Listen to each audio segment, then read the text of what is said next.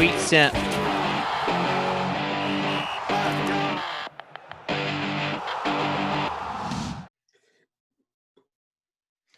What's up, guys? It is the Week 7 Sweat Show, live Sweat Show here for the DraftKings Millionaire Maker events, a bunch of other events too. We have a nice little Monday night game tonight. A lot of different options, especially on the Cardinal side, and maybe some Ravens as well. But we have... sorry. But yeah, we've got a fun show tonight. We've got Adam Levitan about to join us. We have a beat writer. We have some regulars, some people that watch a show, paper football competitions. And I think with a lot of Palmer out there, a lot of Larry Fitzgerald, a lot of Floyd, and even maybe some John Brown, who is supposed to be playing. I think we're going to be in for an exciting end of the night. Of course, sometimes I say that, and some of the Monday nights are just duds. Tonight, I don't think is going to be the case at all. Let's go ahead and bring on Adam Levitan. Adam Levitan, host of the Daily Fantasy Football Edge podcast. Nailed it. Boom! I got it. I got it. So good. Adam, how did you do this week? Yeah, this is a good week. I think that, people that are paying attention and kind of in tune to what's going on all had good weeks because like the plays that were in good spots and at good prices all kind of hit with Gurley and Rams defense and Lamar Miller and Ladarius Green and Phillip Rivers. Julio Jones and a lot of guys like that all hit. So it was a really good week. I could use some Carson here, but really it's just a great time to be alive in general. I mean, NBA starts tomorrow and I'm going to get Jerry some treats tomorrow. It's just a great time to be alive. November is the best month for daily fantasy. You've got NFL, you've got college football, you've got the start of NBA, and then now you also have other sports as well. As we see John Brown get the first catch from Palmer. So let's just start there as far as this game goes, this matchup. Who are you cheering for the most in this game? Yeah, Carson and Fitz, but John Brown was the interesting thing. He came in with a hamstring issue on one side, then tweaked his other hamstring, and he was called questionable. I think he said he was going to play. The Cardinals were optimistic all week that he was going to play, so I'm not surprised that he's out there. The question is he limited, and how much more does that mean for Michael Floyd? So, Michael Floyd was only 3,200, whereas Larry Fitzgerald, I believe, was 7,600. If John Brown didn't play or was limited, I kind of had a similar projection between Floyd and Larry Fitzgerald. So I'm definitely rooting for Floyd, and I'm definitely rooting for Fitz, and I'm definitely rooting for Carson. I am anti-sweating John Brown, and I am anti-sweating, as I do every week, I am anti-sweating Steve Smith Sr. Well, we call him Smith. Yeah. Smith. John Brown, first two catches of the game, though, honestly, on that route, he looked fine. So, but the bottom line is the Cardinals are starting to drive the ball. But yeah, I felt like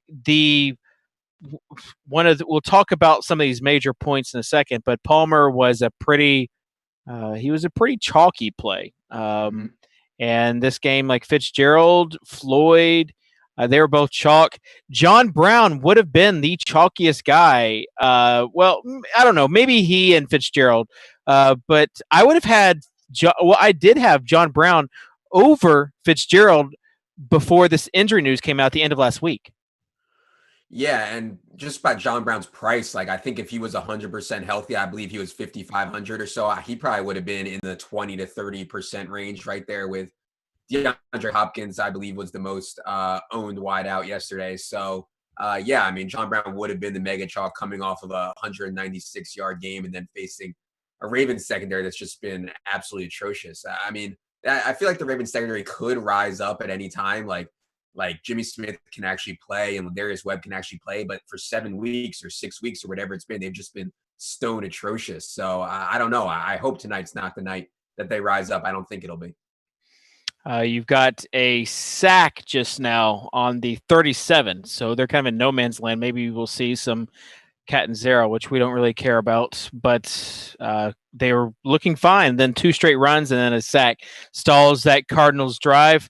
We'll talk about the Daily Fantasy Edge podcast. You and Al Smizzle and Pete CSU Ram 88 have your 3-man.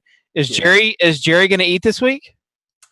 Jerry's going to eat this week, but not because of the 3-man. It looks like Pete had just an outrageous lineup in the 3-man. He's going to go like over 220 in the 3-man, which is insane because I'm sure that was like his main cash lineup on DK. So no, I came up, looks like I'm going to come up short, and Al is going to be languishing in third, but this is Pete's second straight win in the 3-man. So he's got a little bit of momentum. We need to shut it down here. Yeah, he's definitely going to be excited. All right, we've got some talking points now. We'll go ahead and pull those up. How'd you do before we go on? I did okay. So I'm doing pretty well, and I had 2 lineups. You know, I talked about Mettenberger, and I did have him in some cash, and that lineup had Gronk, and it had Lamar Miller. Mm-hmm. And it had I have all the Gurley, all the Rams, of course, yeah. And so I had Hopkins. Like, I thought he was just a safe play. I liked Foster and Julio as the leverage play for both those, but Hopkins and Moncrief I had pretty much everywhere on DraftKings. And so it was a tad bit rough there, but yeah, for as terrible as Mettenberger was, especially in the second half, was not helped at all by Hunter. You did it right. I did okay. So we have, So I think I'm going to be doing fine because my other lineup still, and I have Fitzgerald everywhere. So assuming he can get going on these drives coming up, I'll be okay. Yeah. Let's talk about these talking points. So you had an ugly game with some what we call fantasy goodness. Like, who would have thought that the Redskins and Buccaneers would have been such a nice game when you talk about some key guys from this game that are affecting major tournaments? Yeah, I mean, 2 really bad secondaries. And I think when you put that together, it's like, you know how a team is going to score points. You know exactly how it's going to happen if it happens. So, like, I thought that was an interesting game. You know, I wrote about Jordan Reed and leverage, and anytime he's healthy, like, to me, he's going to see just as many targets as Gronk, and he's obviously not the red zone threat that Gronk is, but he is a threat to get 6, 7, 8 catches in a game, just like Gronk is, except he's 4,000 cheaper. So love Jordan Reed anytime he plays, and especially against that Lovie Smith Tampa 2 defense. I thought it was a really good spot for Jordan Reed. And on the other side of the ball, I wasn't on Mike Evans, but I know a lot of sharp people were on Mike Evans, just as a guy who's really talented going against a really bad secondary, one who Mike Evans completely lit the Redskins on fire last year in his rookie year, kind of his breakout game. I believe it was 200 yards and 2 touchdowns. So a lot of interesting plays in that game. And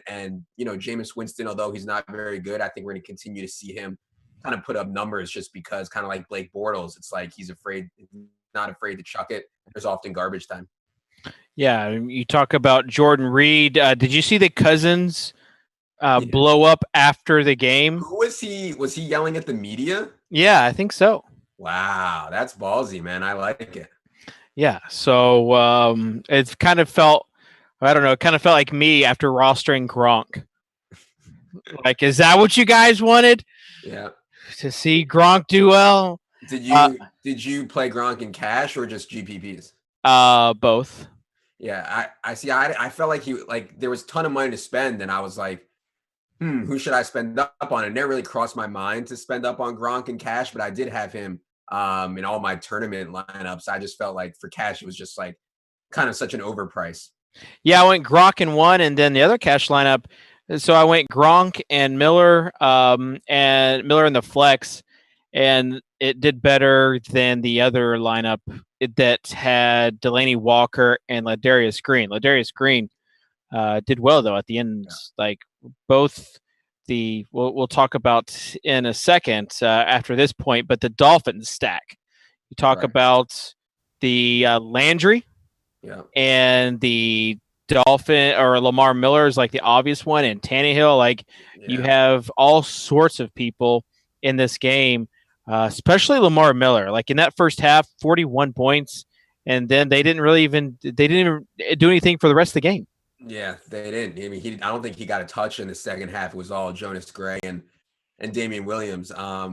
Yeah, I was all on Lamar Miller, so I never even looked at Tannehill or Landry, and that's probably like a big leak in my game. It's like when I get locked on to a player, I don't even really think about his teammates, and that's cost me before when I kind of got locked on to Arian Foster 2 weeks ago or last week, and didn't have any DeAndre Hopkins. So definitely a leak that I'm trying to think about more. But yeah, I didn't even think about Tannehill or Landry. Did you? No, neither of those guys really cross. I mean, Tannehill was kind of on my just do not play list. Right. He was a guy that didn't even think about Landry. I think anytime, especially if you go with Dolphins D, like you have to think about Landry. But no, I didn't. He wasn't a guy. As the Ravens just threw to a lineman, Urschel, who just looks like he could go for it. Like he's so pumped up that he caught a pass there. Lamar Miller, Ryan Tannehill, and Jarvis Landry over 25 fantasy points in week 7. So combined for almost 95 DraftKings points, the third highest total of a quarterback, wide receiver, running back combo this season. The others, the Falcons, week 3, Devonta Freeman, Matt Ryan, and Julio Jones. The Steelers, week 2, Roethlisberger, D'Angelo, and Antonio Brown. That one, I think, a guy $1 million, and then the one we just mentioned. Yeah. So Lamar Big Ben back too. Yeah, Lamar Miller, the second highest DraftKings points for running backs this season, and pretty much did it in a half. So good from there. All right.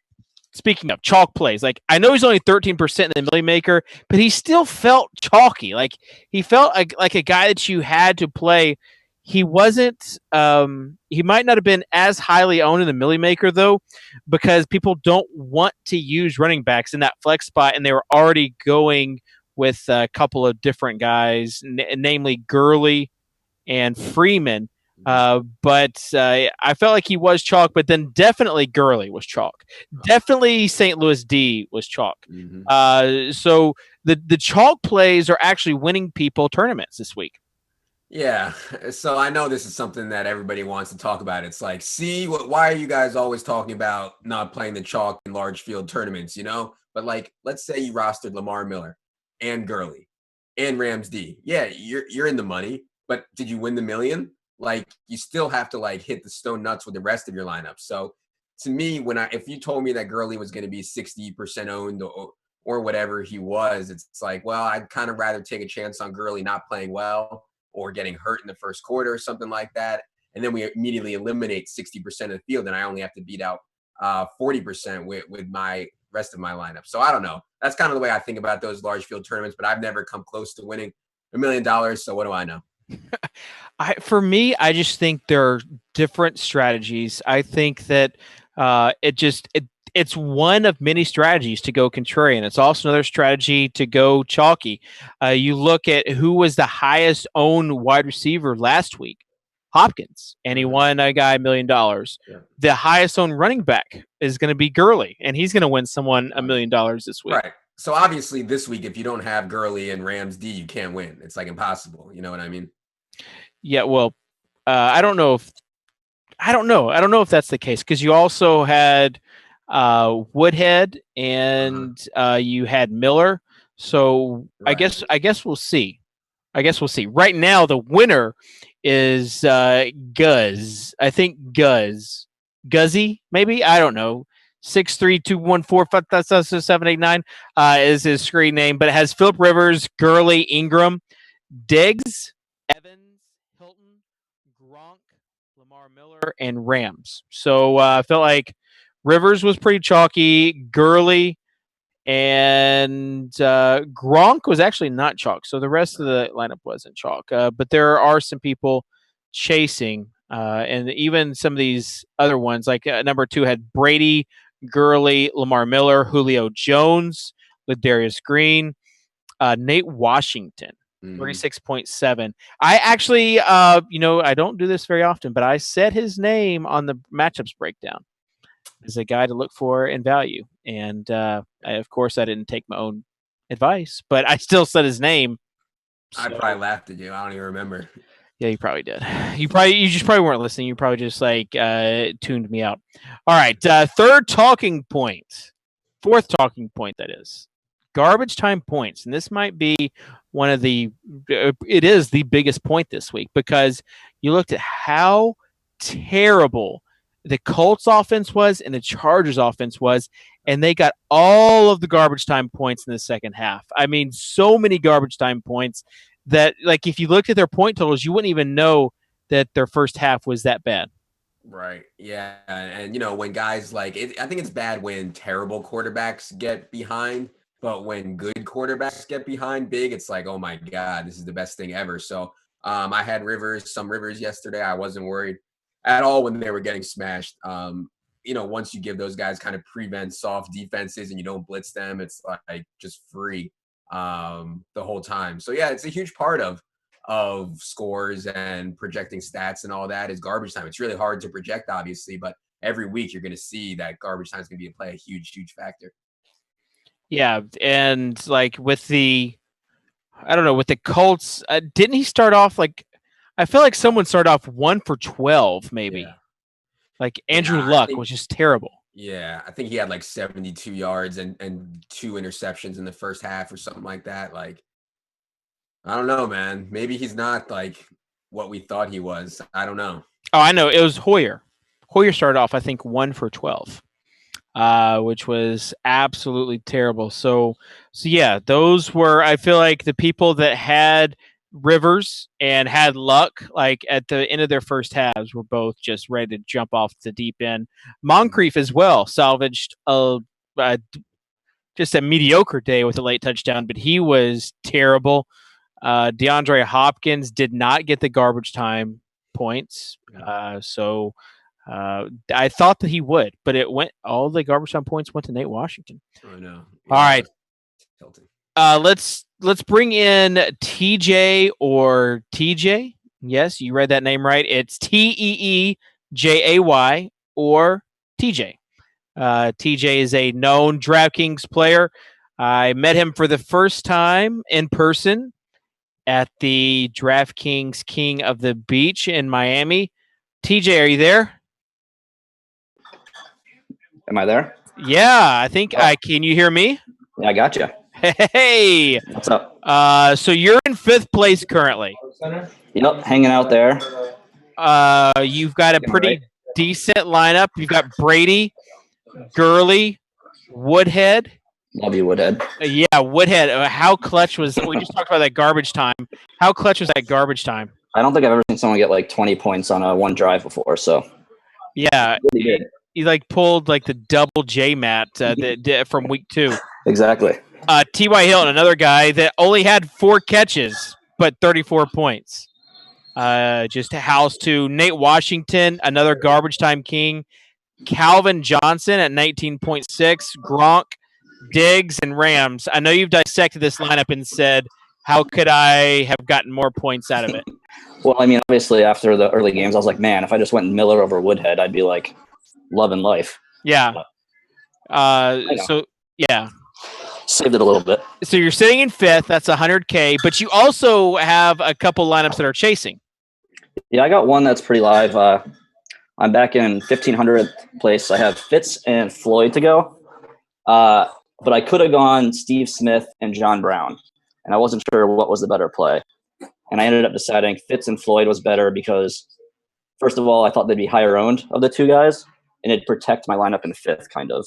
So, if they crushed, then it, yeah, with a higher score or a higher cash better, I guess. I don't know. No, that's actually a good thought. If both those guys went off, because they are very highly owned. If both those guys, I expected Floyd to be higher owned than 5.7. Actually, I'm surprised he's that low. Yeah. But Palmer, and you're getting guaranteed points at a Palmer. We just didn't know about John Brown. We didn't know what he was going to do. Yeah, and he wasn't in there on that first play. He wasn't in. It was just Floyd and Fitz only, and I was like, "Oh, this is great." Yeah. Obviously, the next 2 balls go to Brown, but I don't know. Yeah. We'll see how it goes. So he's getting them out. You're also in the Turbo Survivor. Oh yeah, I'm hanging in there somewhere. And you had 60 entries in a Turbo Survivor, which is pretty impressive because a lot of the other entries were single entries, were like less than 10, I think, when I saw. And to have all the had to have 60 entries advance in a Survivor contest is pretty cool. Did you put all of your eggs in one basket with one lineup the first 2 weeks? No, I put a 120 in the first week, and then they both made it the second week, and then I split the first week for 60-60. Both made it. Second week, I split 60-60, and one made it. Okay. So, I mean, it was almost like a pain in the butt to make 60 lineups. Yeah, I had 30 lineups in that thing and was stressing out because Like I keep yelling at DraftKings because they auto-register you, and then when they auto-register you, it's way harder to join or edit lineups instead of just like going to the lobby and clicking and then being like, which lineups do you want to put in? You're like, all of them. So yeah, it takes a while. As far as like, you've got some. Are those your roommates or friends behind you? Bunch of degenerate friends, I guess. You said NL Soldier, the guy that we had on last week. You actually were supposed to be there with him as he was sweating the millie. Yeah, I was in San Diego last week. He's a good buddy of mine. We usually swap every week we play. We just got a big Floyd catch. There we go. Yeah, so but now he lives in San Diego. I live in Chicago, so we're not really hanging out too often. But yeah, I was there with him last week for the early games on Sunday. Very nice. All right, TJ on with us. Appreciate you being on. Hopefully, we'll have some sort of sweat in the second. Yeah, I mean that'd be great. Hope so. I'd really like to see you sweat, TJ. I hope I didn't make the wrong choice here with Fitz Floyd. We'll see. No, I mean, because if they get a touchdown, that's 10 points right there. Plus all the points. Plus you're gonna get the bonus from them. It's gonna be a good night. Just trust me. I hope so. All right. Just trust me. All right. Thank you, TJ or TJ. We're gonna go tackle that dumbass. Damn it. That's not good. All right, we're gonna go to Adam Kaufman. Adam Kaufman. We'll also bring on, if we can, we'll also bring in our buddy Adam Levitan. And Adam Kaufman, one of the beat writers, works for CBS Sports Radio as well as DraftKings Playbook. We've got the New England game coming up this Thursday night. So, Adam, are you there? I'm here. Can you hear me? I can, yeah. I should probably clarify Adam Kaufman because we also have Adam Levitan. But Adam, how excited are you for this Thursday night game? Well, with the caveat that I hate Thursday night football games, I'm excited about it because I think it's a good matchup for the Patriots, especially with you look at the schedule going into the year and you think this is just a layup cupcake of a game, and maybe it'll turn out to be that. But the Dolphins are improved under Dan Campbell over the last couple, and generally speaking, these quick turnaround games, which both of these teams obviously will be dealing with, are kind of ugly, kind of chippy, and you just hope nobody gets hurt, quite frankly. But the Patriots, as far as they're concerned, they're just fortunate to be at home, and you don't have to travel and mix that in as well. What did you think about yesterday as far as the Patriots offense? There were just a lot of dropped balls in that game.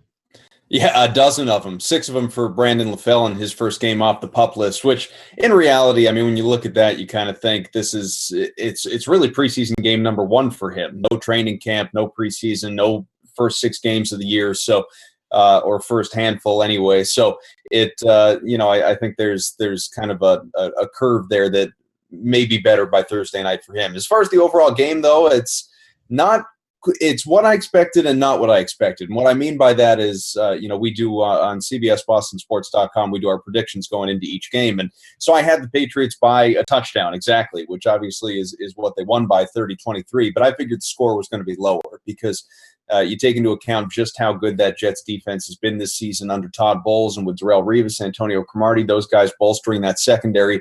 I thought we were going to get a lower scoring game than we actually did. So that kind of surprised me a little bit. But I think what we learned is that while the Patriots are still elite and class of the AFC East, maybe the entire NFL, that the Jets are a team that a lot of people laughed at coming into the year, and they may very well be a playoff team. Yeah, and Yeah, you've got the Jets. You get Brandon Marshall, who dropped a pass on the other side of that. But yeah, look good with Chris Ivory, Eric Decker, even Fitzmagic look okay. But as far as this Patriots offense, how important is it when Dion Lewis is missing? And do you think that he would have been okay to go yesterday, but because of the short week, they would rather just rested for the Thursday night game? That was floated out on the Boston radio airwaves earlier today, and I don't think the Patriots don't strike me as the type of organization that would do that. That would say, we don't need you because the rush defense of the Jets is really good. Let's just leave you out, and our game plan is to not run much, which obviously is what came to fruition on that end. Let's just save you for Thursday night about the Jets, so you've got a little more energy while some of our other guys are a bit banged up. Logically, I get it, and I get the question. Bill Belichick doesn't strike me as the kind of guy that operates that way. But I think the offense, the Patriots still put up 30 points without him. So it's not as though we're talking about an inept offense without Dion Lewis, who's been something of an unsung hero this year. But I do think there's a lot of value in having him in the lineup for the Patriots. We saw that their rush defense or rushing offense was non-existent. They ran the ball 9 times, 4 of them for Tom Brady. He was the Pats' leading rusher for the first time in his career. Yeah, I had more rushing yards than LeGarrette Blount did. Right. Well, the 5 non-Brady rushes were a total of 1 yard, and that's not going to happen with Dion Lewis in the lineup. But that being said, the game plan changes week in and week out for the Patriots. Clearly, the game plan against the Jets was pass the ball. Yeah, and you've got this upcoming Thursday night. Do you think that's going to continue to be the plan? Is Dion Lewis cleared to play this Thursday, or will they rest him again, knowing that it's a long week and he'll have another 10 days to rest? Sure. Well, we don't know. I mean, the Patriots didn't actually practice today, but they did, as required by the NFL, send out kind of a mock injury report or practice report of what injuries and participation and whatnot would have looked like. And looked as though Lewis would have been a limited participant, I believe, at the practice, maybe even a full participant. I'd have to pull it up. But whatever the case, he strikes me as someone that, as we inch closer to Thursday, is probably going to be listed as questionable, and he's probably going to play in the game. I think that he does play. I think he should play because, again, the Jets bolster a very good rush defense, a great defensive line right there, whereas the Dolphins are terrible, 30th in the league in terms of what they allow running backs to do against them. So I think that's going to be a much more evenly balanced offensive attack for the Patriots on Thursday. Yeah, when you say, what would your prediction be for this Thursday night? I'm curious what the line is going to be. I don't think that's out yet, or I haven't seen it if it is. But if I had to make a guess right now that I might change by Thursday, it would probably be something in the neighborhood of Patriots 34-21, maybe somewhere in that neighborhood. And I only give the Dolphins that many because they're playing better and re-energized and everything under Dan Campbell. There's been a resurgence there, but I don't want Patriots fans, and I don't think they will. I don't want people in general. Don't be surprised if the line in this game is 8-9 points, simply because the Dolphins have won their last 2 games by, I think, 82-36 margin, but they've played crap teams, the Titans and then the Texans yesterday. So that's no match for coming into Foxborough. Yeah, it's going to be interesting Thursday night. Sometimes people play the Thursday night games because they can fade and just late swap after the Thursday night games. This week, it feels like if you're playing the Thursday night game and fading this game completely, not playing any players, that you might be setting yourself up. So we'll see kind of what happens there. The issue is that sometimes it's really hard to read Bill Belichick's mind. Mm-hmm. Impossible even. Yes. So we don't know what's going to happen, but we've seen people win $1 million reading his mind. So we're going to, I guess, see again this Thursday night. There are going to be a lot of contests, so it should be fun. Okay, last question before we get off here. Sure. Compared this Patriots team to the Patriots team that went all the way and lost to the Giants in the Super Bowl.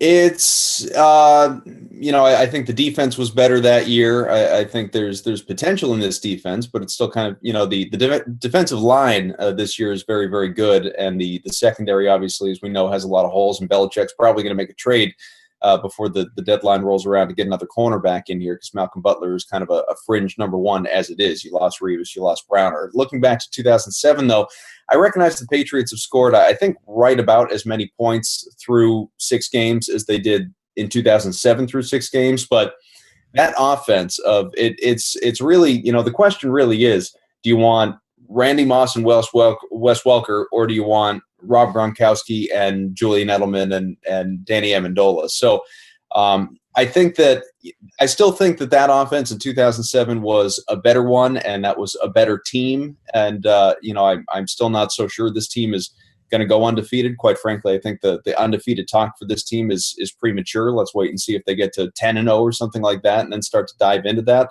But there is something to be said about what Brady's doing, the number he's putting up, and the fact of the matter is that at nearly 10 years older, he's a smarter quarterback pushing 40 than he was pushing, about 30 back then, and still performing at an elite level with a lot of weapons around him. Yeah, an elite level, and like you said, we'll wait and see. But I know how Boston radio is, so I'm sure at least you're glad to get these questions instead of all the off-season stuff that you had to deal with. So I know, it's better than Deflategate, and quite frankly, going back a year, it's better than the Patriots are 2-2. They got hammered by the Chiefs as the season over talk. Yeah, bench Brady talks. Right. Really appreciate Adam Kaufman. Happy to. Really appreciate you being on here, and good luck this Thursday. Anytime. All right, that will do it again. The Thursday night game, the Patriots and the Dolphins into the first quarter. Kind of been a short quarter, and one with not a lot of fantasy points. So maybe I don't want to jinx it, but it appears to be like the Monday Night Football curse. The primetime curse. There's just not a lot of scoring. All right, let's go up to Gateman07. Luke, one of the buddies of CSU Ram 88, and Bird Wings. Also, we hung out in Colorado when we did the Contenders video. Luke, where are you now? Because you're Hawaii, Colorado, Washington, Washington D.C. Where are you in now? I'm actually in Washington, D.C. right now. Okay. At my new apartment out here. I still got the place out in Colorado for ski season, but for now it's D.C. I have a fun fact. I have never skied or snowboarded, so I'll have to go out there. I've got a bad ACL anyways, but we'll see what happens as far as this NBA season. If I could, I will go and join you. I want to join you, CSU, and Bird, and the. Yeah, we're talking about getting a house up in Vail this winter for a couple weeks, so we'll have to have you out. Really, you guys are gonna have a DFS house in Vail? There's been talk about this. It's kind of the thought. So we'll see if we can get it going. Got to win this week first, though. Yeah, definitely. You right now are 42nd. You were 42nd in the Game Changer. You've got the Palmer Floyd stack, so I'm sure you've moved up a few spots. But man, this first quarter has been kind of brutal. Yeah, it's that Chris Johnson touchdown was pretty disappointing. The problem with taking the Cardinals this year has just been that they just blow teams out defensively. I mean, Carson Palmer's had 4 touchdowns with under 150 yards this year, and that's just something I want to avoid tonight on all accounts, because this is my cash game team too. So I'm definitely pulling for this one pretty hard. Yeah, as far as the Thursday night game, we had it feels like the Thursday night contests were even a lot different than the Sunday contest. A lot changed, but this is your cash team. It's always great when you can have a cash team in the in tournaments that's doing well, because that means you're doing well everywhere else as well. Yeah, I mean that's usually how I play. I mean, especially in the higher buy-in, smaller ones. I think it makes more sense to just kind of make the best team you can. You don't have to get too contrarian. I mean, I'm pretty surprised that Floyd is only 8% owned given his price and the spot that he was in. So there's still ways to kind of differentiate yourself and your teams, even without getting too crazy. I mean, T.Y. Hilton at 15%, given his price and the spot, kind of surprises me a little bit. But, just try to make the best team you can. Yeah, and I think with the T.Y. Hilton thing, it might have been just how the pricing worked out this week, because you had that gap, and he was kind of like one of the highest players in that gap. As we see, we see almost a touchdown. Wow. For the Ravens. Like you want the Ravens to score, right? Like you want this, and you want them to score quick. Yeah, that's kind of the thought process. I mean, if I'd take an Aiken touchdown or a Crockett Gilmore or some guy that's not going to be owned at all, that would be fantastic. That's the best case scenario at this point, I think. You almost had one right there. As far as like, how excited are you for NBA to start this week? Because I know you're a big NBA guy. Yeah, I had my teams out there last week, starting to mess around. It's going to be a long day tomorrow. I'm of getting kind of caught up on NBA. It's a very interesting starting day with Anthony Davis being the beast that he is, but in the worst possible spot. So it's going to take a lot of work tomorrow to figure out how the best way to play basketball is. So. Yeah, that's the thing about NBA. Like it always sneaks up on you, and then sometimes it takes like a week to kind of get acclimated to new rosters and everything else, new rotations. So I'm excited. I know you are one of the better NBA players out there and do quite well. So I know you're excited as well. As far as the football season goes, how has your football season been? It's been, I'm not going to lie, it's been a pretty frustrating season. I feel like there's been a lot of just off kind of unpredictable things. Like the week that Charles went down, I had him 100% on both sites, and that kind of just really put a damper on my entire season, because I had some really, really shocking teams. I think I had a team that finished like 25th in the blitz that week with Charles getting 6 points, and that kind of hurt. But for the most part, it's gone okay. It's gone okay. Weeks like this make a lot of things better. So, can't complain. That's the thing. If you have a good week, especially with your cash game lineup, and if it binks tournament, it can make up for those previous frustrating weeks. So, Luke, appreciate you being on. If there is a Vail House happening, I will not probably be there because I've got a little one about to be here. So, congrats, man. But if something happens though, where like I just need to get away for a weekend and I have a good week, I'll always invited. And you guys will do some snowboarding, and you guys can laugh at me on the bunny slopes. Sounds good, man. All right. So hopefully you'll get some Floyd and Palmer, and we can check in later. That is Luke Billings, Gateman07. And again, just a great guy, pretty good golfer. Watched him golf last night. I'm better than Bird and CSU ran, that's for sure. But that's all I can say. That's not saying much. Condi is a ringer, though. Don't play him. Yeah, Condi is a ringer with nice vehicle selection. Yes. He's got great taste. All right. Luke, appreciate you being on with us. And we'll check back in later. Thanks for having me on. I see Tyron Matthew flexing right now. All right, let's bring on Levitan. Adam Levitan, guy that you hear and see. He's the host of the Daily Fantasy Edge podcast. And this first quarter has been absolutely brutal, Adam. Yeah, this is not ideal. Larry Fitzgerald has 0 catches, which is far from ideal for a lot of people. Larry Fitzgerald's price was creeping towards like the Antonio Brown range, which I think is pretty crazy. And yeah, Chris Johnson is just frustrating. That was one reason I thought that Rivers was a slightly better play than Palmer this week, just because I know that the Chargers just have 0% chance of running on anyone with Melvin Gordon playing so poorly, and then just a strict passing back in Danny Woodhead, whereas the Cardinals have been running the ball okay, surprisingly enough, with Chris Johnson. So, but yeah, not good for the Fitz, Carson, Floyd contingent here. Yeah, and again, it kind of falls in line with the Phillip Rivers and the Andrew Luck narrative yesterday of just a terrible first half. And then after a terrible first half, all the garbage time points. But in both those games, their team was down. And You're talking about now they might be winning. and still doing that. But the good thing is, though, if you have Cardinals, is that it's not like they have taken the foot off the gas this season. Yeah. They have continued to play even when up by a lot of points.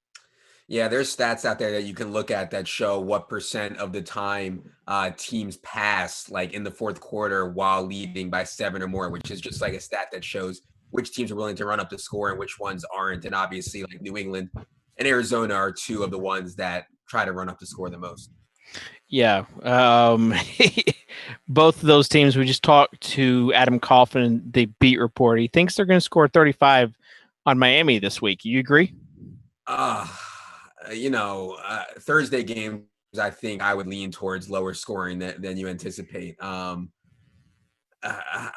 kind of don't buy into this. Miami is a brand new team. A lot of times when a team changes their coach, they get an initial surge, then they kind of regress back towards where they were under the old coach. And like Adam mentioned, they played the Titans and the Texans so far. This is a whole other test going to New England on a short week. I think he talked about what the line would be. It came out 7.5. I don't think that's any kind of surprise at all. I think the public is going to want to back New England at all costs, but they also, have some hesitancy because Miami's played so well recently. So I don't know. When I play Thursday slates, I like to fade the game completely, like you mentioned. So it would scare me to fade this game completely, especially with Lamar Miller only at 4,700, and obviously Brady and Gronk and those guys liable to go off at any time. So I might just skip the Thursday slate this week. Yeah, and it is. I do think, though, that a Brady Gronk stack is an interesting play because you're going to have some news come in on Friday. Like, it's just going to be inevitable that there's going to be some news on Friday. Some guy is going to be out or not practicing that we are not sure of right now, and it's going to open the door for a men's salary guy. So I think you can get in a couple men's salary guys to fit in with a Brady Gronk stack. And normally I would agree with you as far as an ugly game on a Thursday night, but then again, I think, well, in this case, maybe with the Patriots, maybe like it's better for them because the defense doesn't get time to prepare for what they do, and they're going to do their thing anyways. Yeah. Maybe. These Thursday games, when they introduced this, I kind of hated it too. Like Adam Kaufman mentioned, it's just like it kind of messes with the whole flow of the week and like what goes on. So, I really don't know what to expect Thursday. It's definitely a tough call. Yeah, we talked earlier about the Dolphins offense, the top 3 stacks. They made 95 points or had 95 points with the quarterback, wide receiver, running back combo, which we saw a lot of last year, not this year. So we have them in week 7, the Steelers with Roethlisberger, D'Angelo, and Antonio Brown. And then the Falcons with Matt Ryan, Devonta Freeman, and Julio Jones. So we haven't really seen that combo too much since those first, it seems like week 2 and week 3, and then not really a lot of people had this Dolphins team yesterday, but I don't know. I feel like if Deion Lewis is playing, you can definitely get a Patriot stack like this.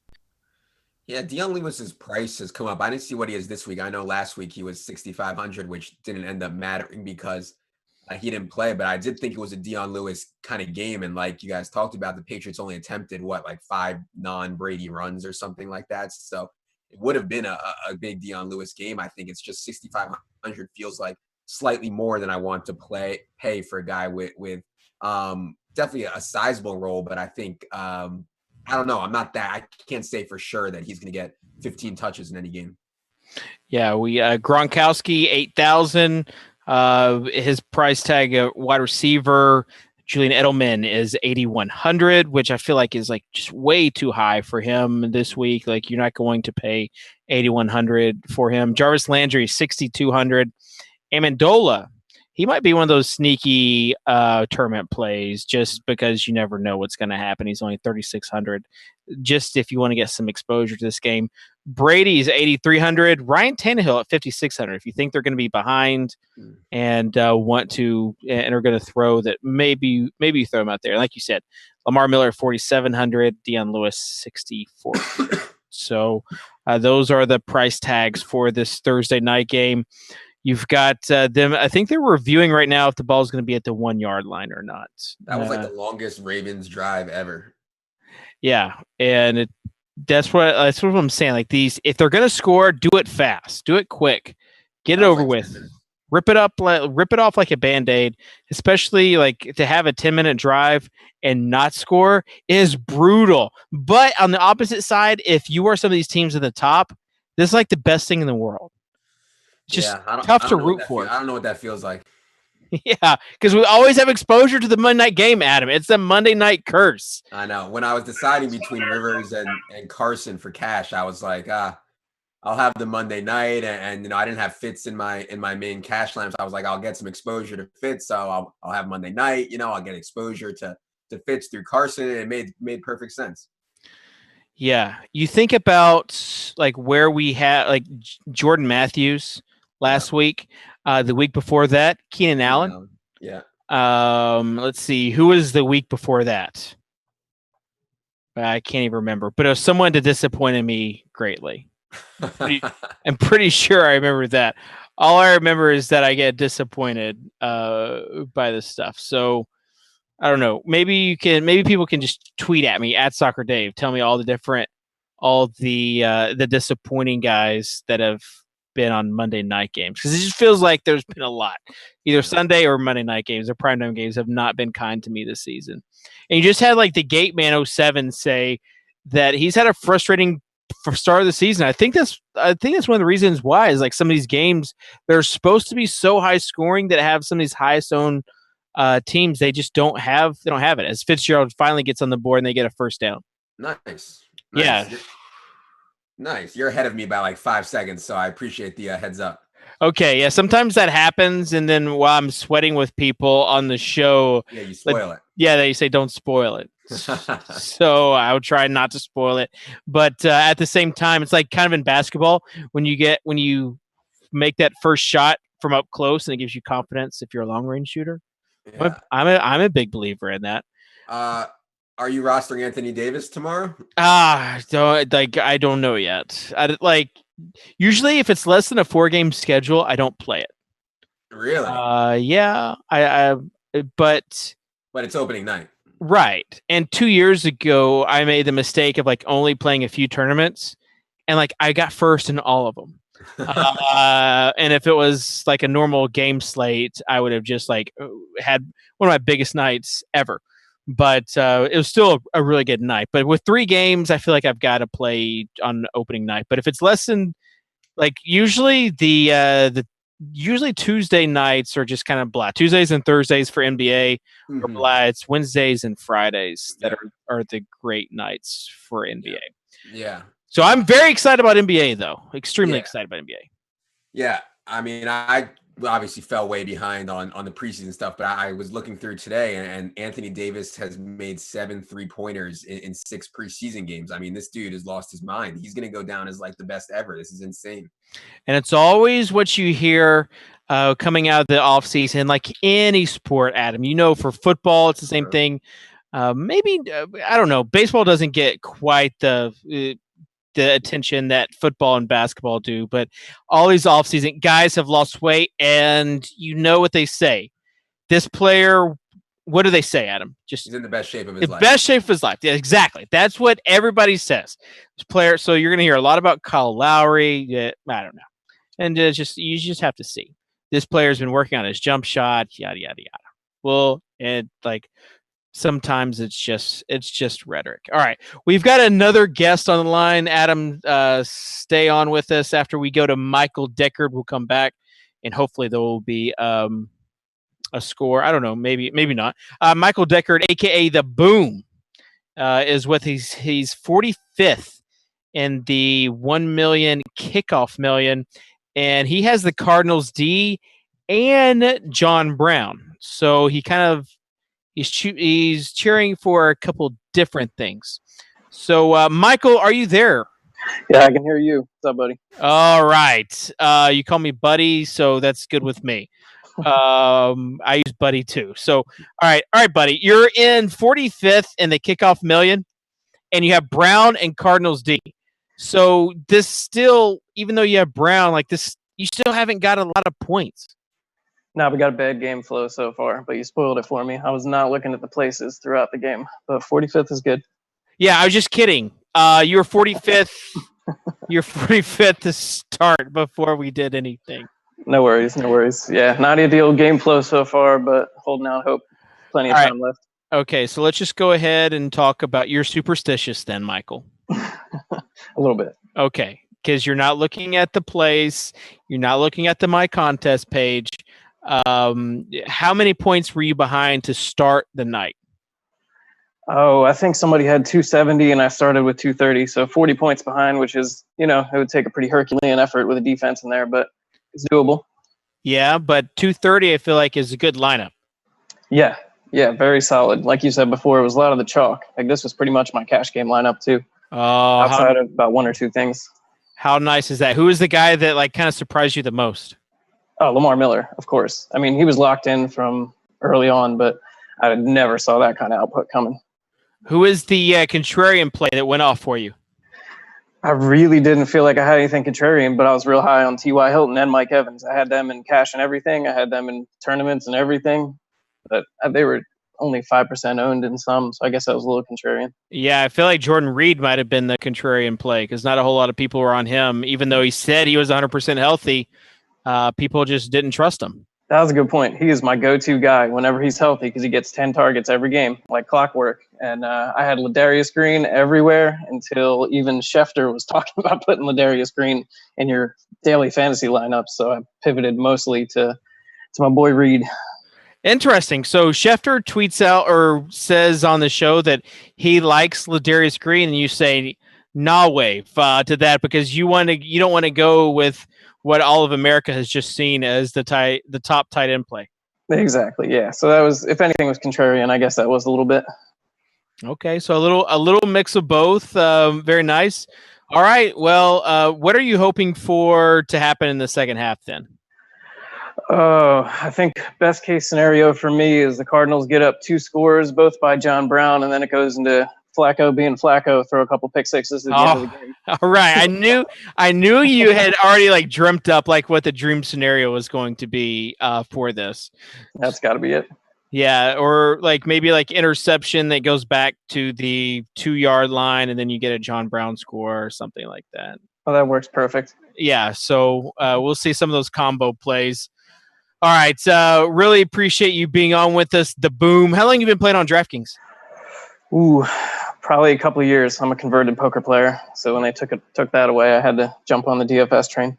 Yeah, I could tell just the fact that you were talking about your cash game lineup and contrarian and everything else in the chalk that you've been playing it for a couple of years. You are experienced, and not only that, the fact that you don't look at your team or your place means that this isn't your first sweat. Oh, I came from playing a lot of PLO, so when you're getting all in, it's just better not to look. The equities are so crazy close in poker. I just shut the window and move on. All right. Michael, just best of luck to you this rest of the game. Hope it goes a lot better than it has to start, and we'll all have some sweats on our hands. Thanks, dude. All right. That's the Boom, or the _boom with us. So we'll go back to Adam now.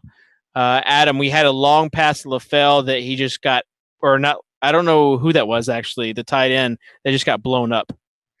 Yeah, I don't know who that was either. It might have been Darren Fells, but Darren Fells. I said LaFell, but it's Darren. Yeah, that was a 3rd and 3 play, and looked like he had him just a little bit too much air under it. But yeah, another drive stalled, and ball goes back to the Ravens. But we got one Fitzgerald catch in there. Yeah, and it just feels like there is the Ravens are going to stall and take as much time off this clock as they possibly can. And yeah, I mean that's the way unfortunate. you do it when you're mismatched. Talent wise, you slow the game down, less plays, less chances for your talent to get exploited. So again, not going well. I feel like we say this every week. That's why we want some scores. We want some, especially some Cardinal scores to get the ball rolling. So, Mike Vick a few weeks ago. How can I forget Mike Vick as a disappointment a few weeks but you were the only one on him, so I don't even count that as a disappointment. All right, fair enough. And you did have Le'Veon Bell was a disappointment till the very end. He was pretty disappointing till the very end. On the opposite side were the Chargers. That was supposed to be just a live game. So thanks to Alec Johnson, Alec J24 for mentioning that. I feel like there have been more Monday night games that have been disappointing.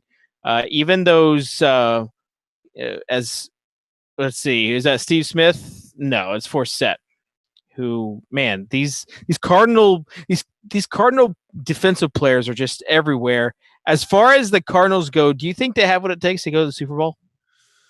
Whew, that's a tough question. I think they're really good on defense. I'd be worried that they would struggle to run the ball, and maybe the pass game comes back to earth. Like, I don't think Larry Fitz can keep this up and Carson keep this up, but I don't think they're on the same plane as maybe Green Bay, but I don't see why they don't have a good chance. I don't see why they can't go to the Super Bowl. Who else is in there besides Green Bay in the NFC? Nobody from the NFC East. You've got the Panthers. The Panthers, yeah. I think they're better than the Panthers. So yeah, I guess the only team I think that's better than them in the NFC is the Packers. You're an ageist. Just because Carson Palmer, Fitzgerald, and Chris Johnson are old, you think that they are not good. Yeah, is there something wrong with that? No. All right. So yeah, the bad thing about these Monday night games without a lot of scoring is that, like, you've got all these players that we want to interview, but they're just like, you go to them and just like womp womp womp. It's almost like we need to have like a set of guests for two different scenarios: the people that are excited about like a boring game because they get to stay up top, or the people that are climbing or chasing. Because like if you had some Palmer and any one of these wide receivers, like if there were 60 points out of Palmer and one of his wide receiver, we were going to see some major sweats in this game. Yeah, you need people that are just trying to hold and they're rooting for the clock to tick with nothing happening. Yeah. So that's, again, one of the best feelings, like when you don't think you have a chance because everyone else has players, heavy on players that are playing. But yeah, it's happening as Smith catches a pass. There's your boy Smith. Jeez. Let me guess, he spun the ball after the catch. Make sure you watch it.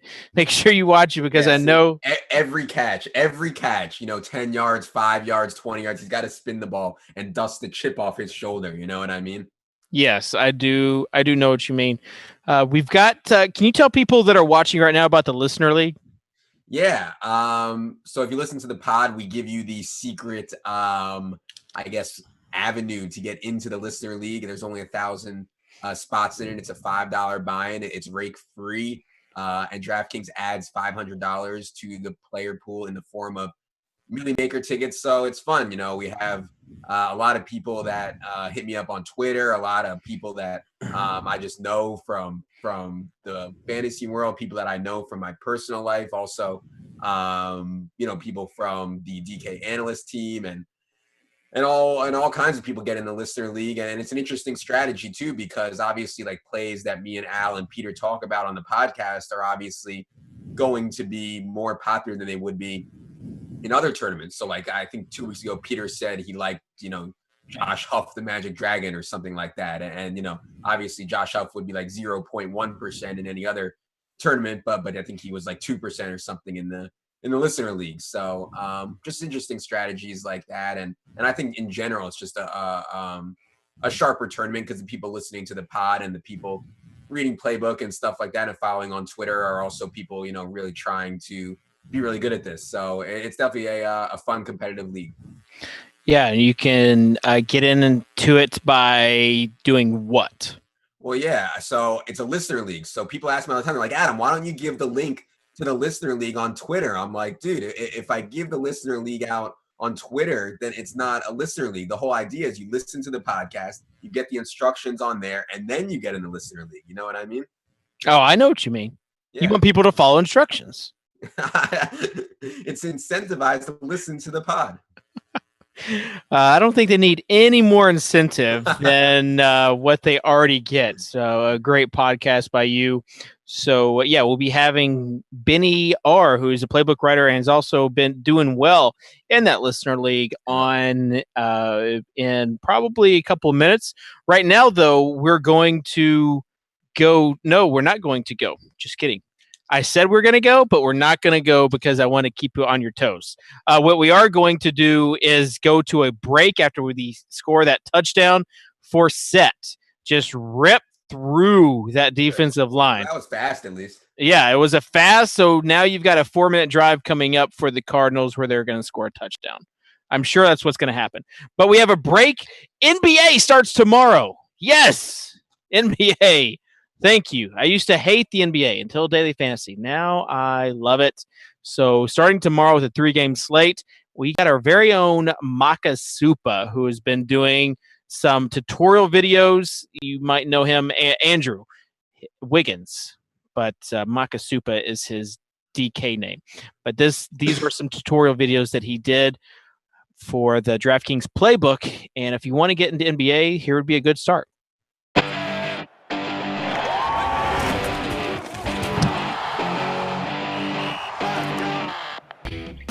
Hey guys, this is Andrew Wiggins, Maka Supa on DraftKings. I'm a DK analyst here to bring you the latest installment of NBA training camp. And we'll be talking about my favorite sport, the NBA. So the first thing you want to consider when sitting down to make a DraftKings lineup is the minutes the players are going to be playing that night. Because of course, if a player isn't on the court, he's not going to be able to get you any fantasy points. So on a day-to-day basis, injuries are the thing that will impact the minutes the most. So if a player gets hurt, that can impact both players that haven't been playing that can get inserted into the starting lineup or even as an expanded bench role. Or for players that have already been on the court, they might have an expanded role where they take on more of the scoring burden, or they may be playing more minutes as well. So the best place to check to get a good idea of what the injury situation like is Twitter. You can search a player's name and get a bunch of great results from beat writers and other people that are in the know. And you can also just check out basic NBA resources to figure out maybe there's some guys that you weren't considering that could potentially be out that night and open up value for other players. You can often find players that are really underpriced on DraftKings because they're priced for that bench role and they've now been inserted into a role with a lot more playing time or responsibility. The other thing to consider when you're looking at minutes is the rotation that the coach is using.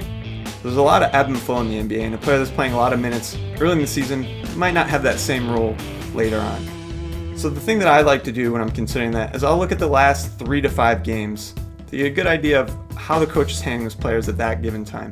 And if you see that a player's been playing a lot in recent games, as long as nothing else has changed as far as injuries or anything else, you can feel pretty comfortable he's probably going to be playing a lot of minutes that night. The last thing I want to talk to you about is roster construction. And what I mean by that is where you're placing the players in your lineup based on what time they play. Because on DraftKings, there's a late swap option. And what that means is that until your player's game starts, you can sub him out for other players who also haven't started playing. In the NBA, there's always things changing, so you want to give yourself the most opportunity in case maybe one of your players isn't playing, or possibly there's another injury for a player that you weren't even considering that either now opens up the ability for value there and the potential to upgrade another one of your players. And by placing your players that are playing latest in the flex, you're giving yourself the most opportunity to make those changes and in the best position to win. So make sure you're checking in with DKTV and DraftKings Playbook throughout the season. We're going to be bringing you a lot of great information to help you win. And good luck this season. Thank you for watching. Explosive scoring, swift rises up the leaderboard. Champions are made in minutes playing daily fantasy basketball on DraftKings. If you're ready to school the competition, it's time to tip off. Build the ultimate fantasy lineup by balancing the big salary stars with diamond-in-the-rough prospects. Decipher the studs from the duds with DraftKings player cards. All the stats you need to make the right call are at your fingertips. Check out the 10-game log to see who's heating up and who's ice cold.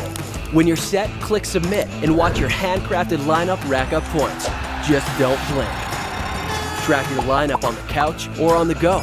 Talk trash, win cash, and bask in your own drafting genius, all in a day's work. Daily fantasy sports glory. Make it your reality.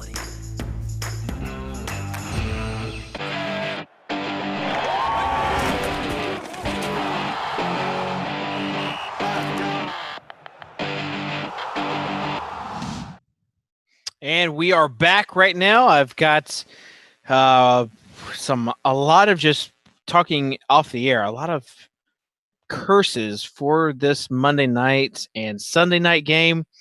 Oh, nice. Got a little hair action going here, so that's nice. But yeah, we have, like my hair game, some bad plays going on with this game, and I don't know. It feels like this Cardinals offense isn't up to speed. Maybe that's just me trying to reverse jinx him as Fitzgerald gets his second catch of the half. But keep in mind that Fitzgerald was supposed to be like the safe play. He was supposed to be the guy that got at least double-digit points, like that was going to be just a given. And this Cardinals offense just has not been, I don't know, they just haven't been stellar. So unfortunately, that's what happens sometimes. But we'll see what happens. We do have a guest fixing to. Oh boy, I'm sorry. What you just heard was a little bit of the Southern dialect coming out. I said fixing to, and that's a Tennessee thing. And I've tried to rid myself of that. Sorry. I will not say fixing to for the rest of the night. We have someone coming up that is currently, I think, in first. Is currently in first, and it's Mitch. So Mitch is winning $100,000 in the play action, and he's got a pretty good team. Mitch, are you there? I'm here. All right, Mitch, where are you from? Cincinnati, Ohio. Okay, so if you're from the South, you would have known about fixing to. Yeah, they say Cincinnati is the northernmost southern city, so I get some of that around here. Yeah. So are you? I have in-laws that live in Kentucky, and they like the Cincinnati teams as well. So are you, as far as basketball goes, are you a Cincinnati fan? Oh, yeah. I graduated from UC, so go Bearcats. All right. So let's talk about this team. You're winning $100,000, and I don't think like the first half could have gone any better for you than what it already has. Yeah, I'm hoping it keeps up like this. I'm all about the kickers and punters tonight. Kickers, punters, ugly, just ugly. You're at 291.14. Yep. That's pretty good. I feel like you've got like almost the perfect lineup going on right now. Phillip Rivers, you paired him with Woodhead. You've got Gurley, Hilton, Julio Jones, Nate Washington, Gronkowski, Lamar Miller, and the Rams. So 291.14. That's a pretty good lineup. Yeah, it wasn't looking good after the first half of that Chargers game, but that garbage time was great for me. Here's how good of a lineup this is, and you might not even want to know this. No, I know already. Okay. So I won't even say it. I'm not even going to say that it's so good of a lineup that you'd be winning the Millionaire Maker by 8 points. Like this, like you almost hitting 300. You've got it. Like this is the lineup. And is this how many games did you play on DraftKings this week? I've played every week, multiple games. This is the first week I've only played one game. Okay, so this is literally the only game that you played in the play action. The entire thing, across the board, the only one. All right, but that's a pretty good return on investment, though, if it stays true. And right now, it would take a lot. Like, have you kind of looked at the teams behind you to see what they would need to have? Yeah, I've gone through the first couple hundred. There's some guys that are about 40 points back with like Michael Floyd, John Brown, those kind of players. The only thing I was afraid of tonight was maybe somebody had a big-time Cardinals stack, but I haven't seen any of those guys jump up yet with all the lack of scoring. So, yeah. So, I mean, have you told your friends and family about this then? The only people that know are my wife and then my best friend and his girlfriend, and they're all here watching the game with me. So they're joining you in the anti-sweat. Yes. So you guys are just doing the milk the clock. We call it the milk the clock chant going on right now. Oh, yeah. Every time a drive starts with a handoff, I'm a happy man. All right. So lots of handoffs, and you were helped greatly by garbage time. Oh, yeah. Because Woodhead, we had TJ, he said he thinks it's the first time he's ever seen Woodhead get 20 point or someone get like 20 points on one drive. You had Phillip Rivers come alive in the second half, and Nate Washington. Nate Washington was the play, and we'll see.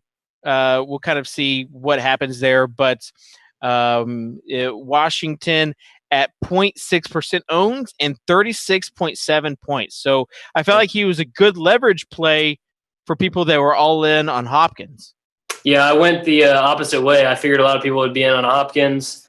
I needed a cheap guy to fill out the rest of the roster with some of the expensive players I had. And it was I would pick between Nate Washington and Michael Floyd, and I guess I made the right choice. All right. So the question is, what have you already are you allowing yourself to kind of say, this is what I might do if I win this 100K?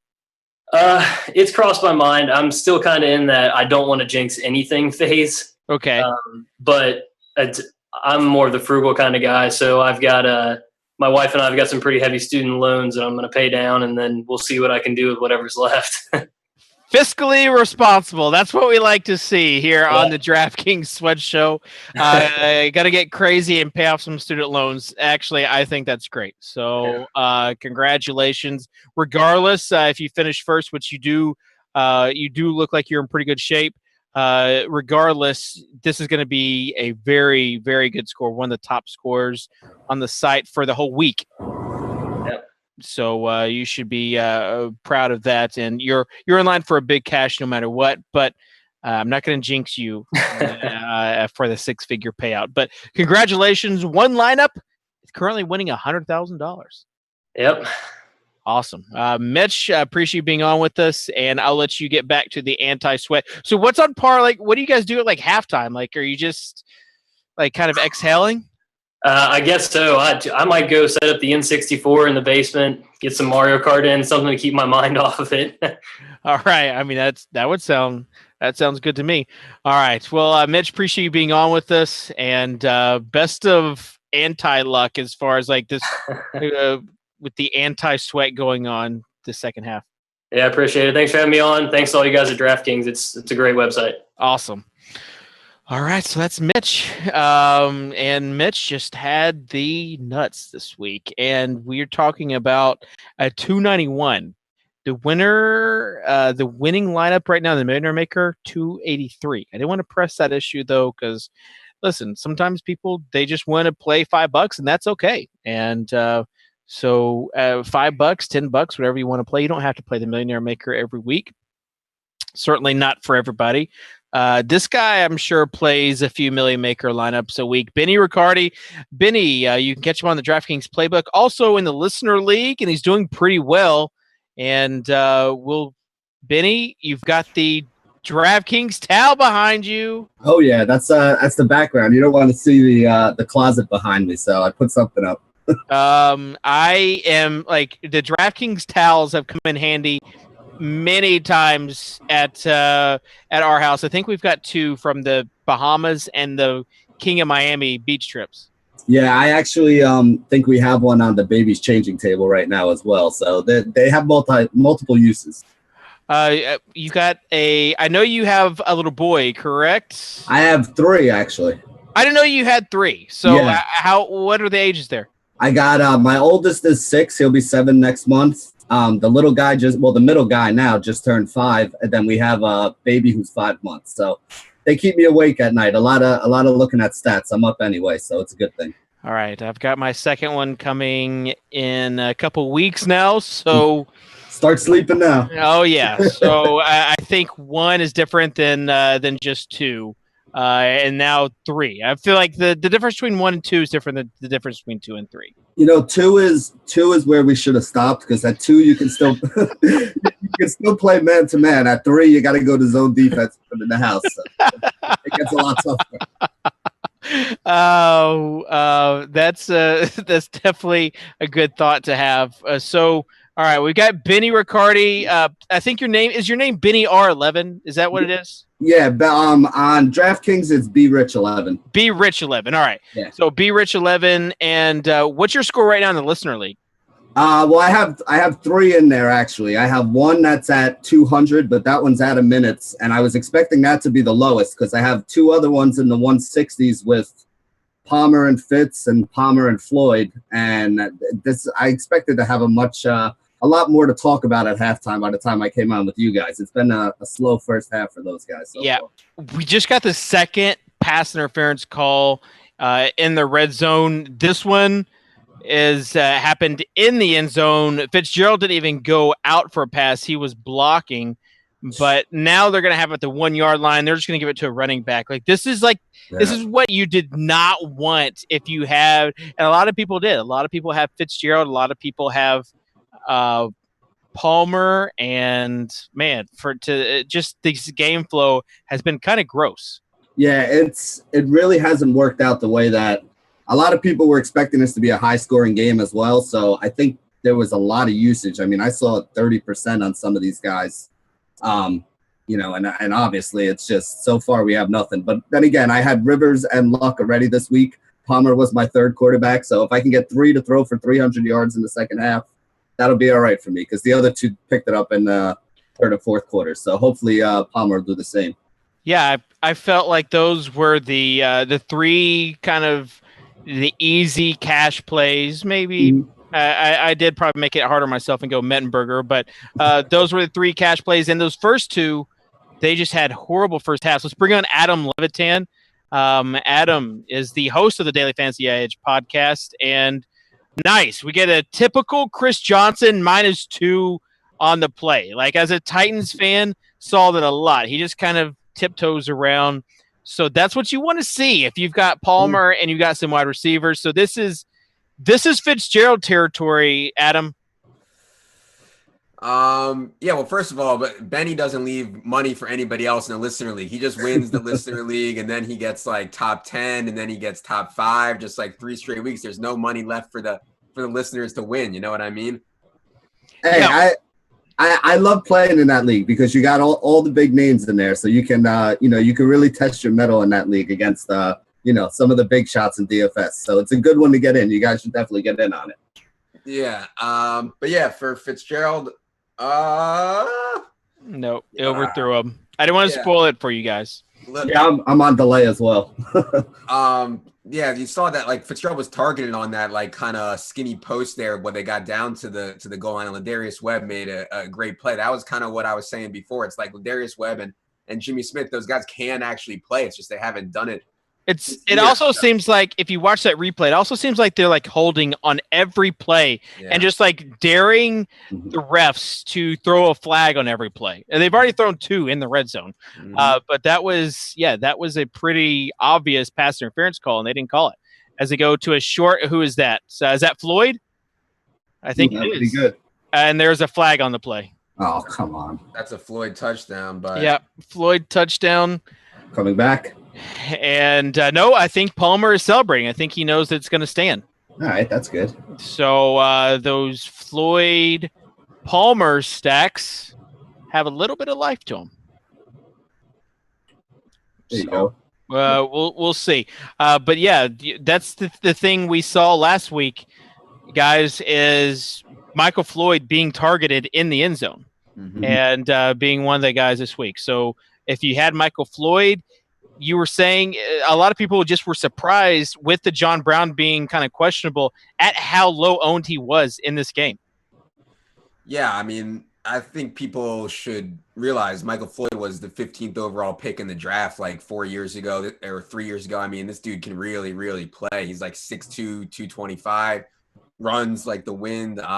He can really play. It's just hasn't gone the way it was thought everybody was going to go for him in his career. But I feel like in the right situation and used the right way, he could be a real star. So that's why I think a lot of people were on him for just 3,200 given the John Brown situation. Yeah, I know that I didn't have any John Brown. I just had all Fitzgerald or Floyd on most of my teams. I don't think I had really any cash game teams that did not have a Arizona wide receiver. In fact, I told our producer Ben before the game started, he was talking about his season-long league, and he had them both. And I said, you should probably play Floyd over Brown. And you know what? He made fun of me. And now he's crying. Like, you can't see. Like, if we could just turn the camera around, you could see he's crying right now because he's going to lose his season long league. So sorry, Ben. And by sorry, I mean not sorry. All right, we've got halftime coming up. We have a competition coming up. You have to guess the favorite candy, Halloween candy. I didn't come up with this competition. First of all, let me say this. I didn't come up with this competition, but you have to guess my favorite Halloween candy. And you've got to comment on the YouTube page. If you guys had to guess my favorite candy, what would it be? Candy corn. Oh, that was my guess. No. But I'm not going to pass it. Anything you guess, I'm not going to pass up on. Let's just put it like that. Candy corn, though, not the answer, but still a good answer. But yeah, we'll have that. So I'm sure you'll see a tweet. We'll also talk about it later. What are your guys' favorite Halloween candy? Chocolate covered pretzels. Is that Halloween candy or not? No, it's not Halloween candy at all. Three Musketeers. Okay, that's Halloween candy. Benny, what about you? I was always a big fan of Nerds, to be honest. Those little packs of Nerds when you got them. Oh, yeah. Those are the best. Nerds were I agree. And you had the strawberry on one side and like the watermelon on the other side, or the grape. Mm-hmm. And you could do them both. Did you guys do you have Sonic where you are? Yeah. They had the Sonic slush this summer. And I had to try it just because I was such a big fan of Nerds. But they had the Nerds and the slush. Mm-hmm. Anyways, yeah, we have more Wawa here than Sonic, but there are some Sonics around. I'm sorry, you have a what? Wawa. You ever hear of Wawa? I mean, it sounds like something my daughter would say when she wants water. Oh, I don't think they have them in the South. They're big in South Jersey, Philly area. Yeah. What's a Wawa? It's like a Sonic, except people from Philly would argue that it's a lot better, but it's like a Sonic. Okay. I mean, it's basically all drinks in, because that's what Sonic is. All drinks. They'll make you like a sandwich. They'll Yeah. like egg sandwiches. They also sell gas. It's kind of like a Sheets in the South, I think. Yeah. Okay.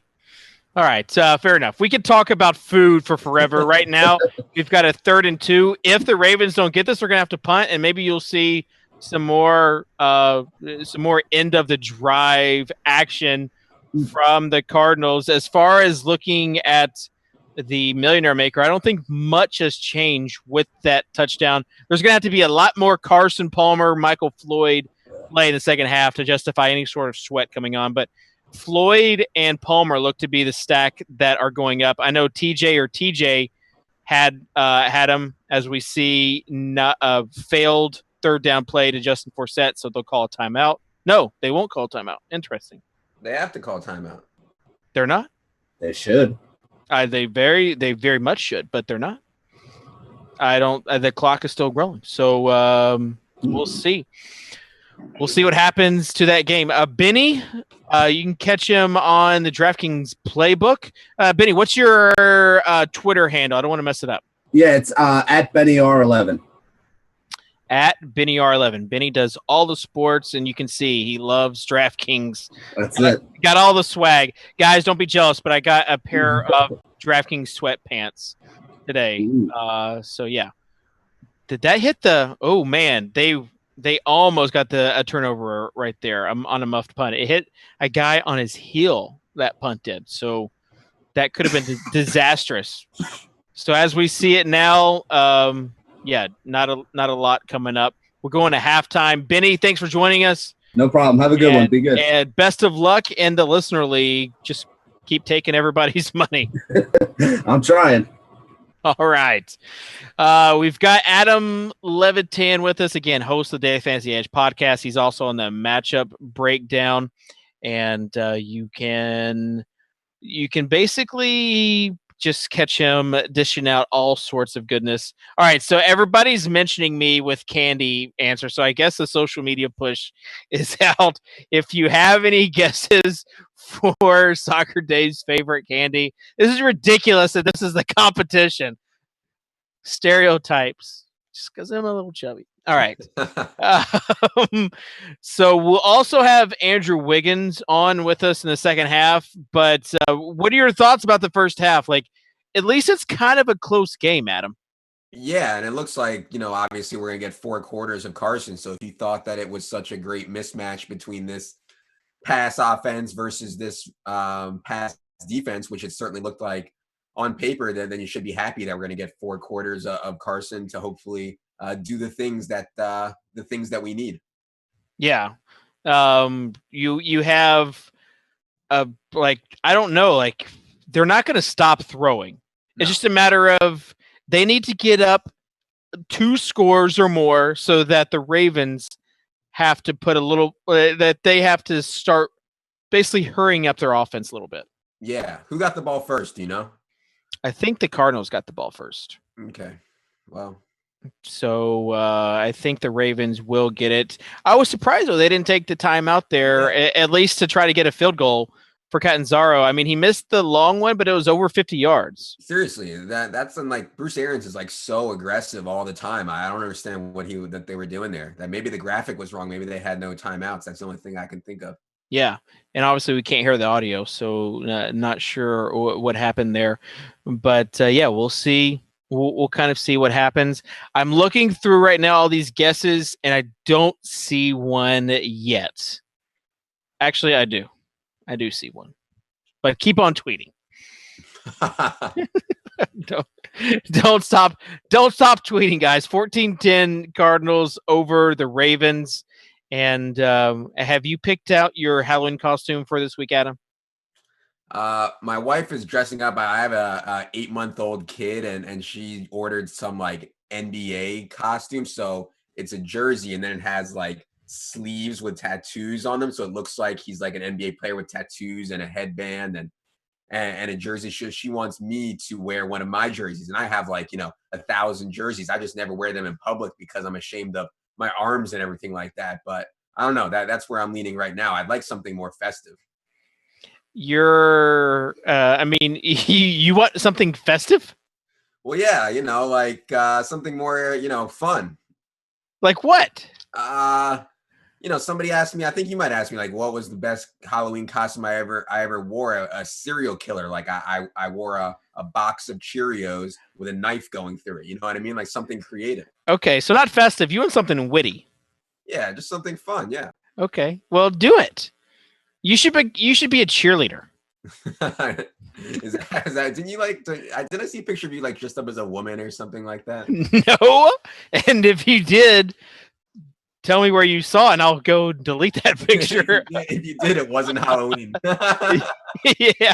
All right, let's get speaking of dressed up like a woman, I'm pretty sure this guy has at some point in his life. I don't even know about that segue, but it kind of makes sense when you see his beautiful blonde hair. Andrew, are you there? Hey! Hold on 1 second. Hey, can you turn that off? Hey, we're here. Halloween. Oh, that's. You got it. I almost said it, but I will let people guess it. Yeah, well, they can. How about that? If they can guess it right, they get a ticket. Yeah, I'll be the girl for Halloween. Okay. Yeah, my costume is set. Actually, this is the only part I have, so I have to go to the Salvation Army and get the rest, which my wife is bugging me about. But it's on the list of things to do. Unfortunately, NBA starts tomorrow. That's the main priority right now. How much did that hat cost you? She bought it, so I don't even want to ask. I feel like she could have made it for $5. It's pretty cool. It's got the wig. Yeah, but it looks like someone took a flower basket and turned it upside down and attached a wig to it. But I can't wait to see the rest of the costume. I'm quite pleased. It's amazing how much the Halloween festivities have taken off and the money that people put into it. People will drop a couple $100 for a Halloween costume, which is kind of crazy to me. But hey, if you can do it, then go for it, right? Yeah, that's probably a little much, but even $50 seems like a lot, and I think I'll probably be approaching that or exceeding it. So I haven't dressed up in a few years, so I guess if you average it out over 3-4 years, it's not too expensive.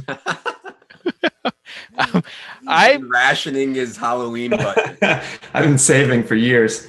Yeah, I'm just amazed that my mentions are blowing up with candy right now. Like I'm getting probably at least 10 tweets a second right now, which is candy. My tweet deck is just like scrolling down, and really nothing too offensive that I can see.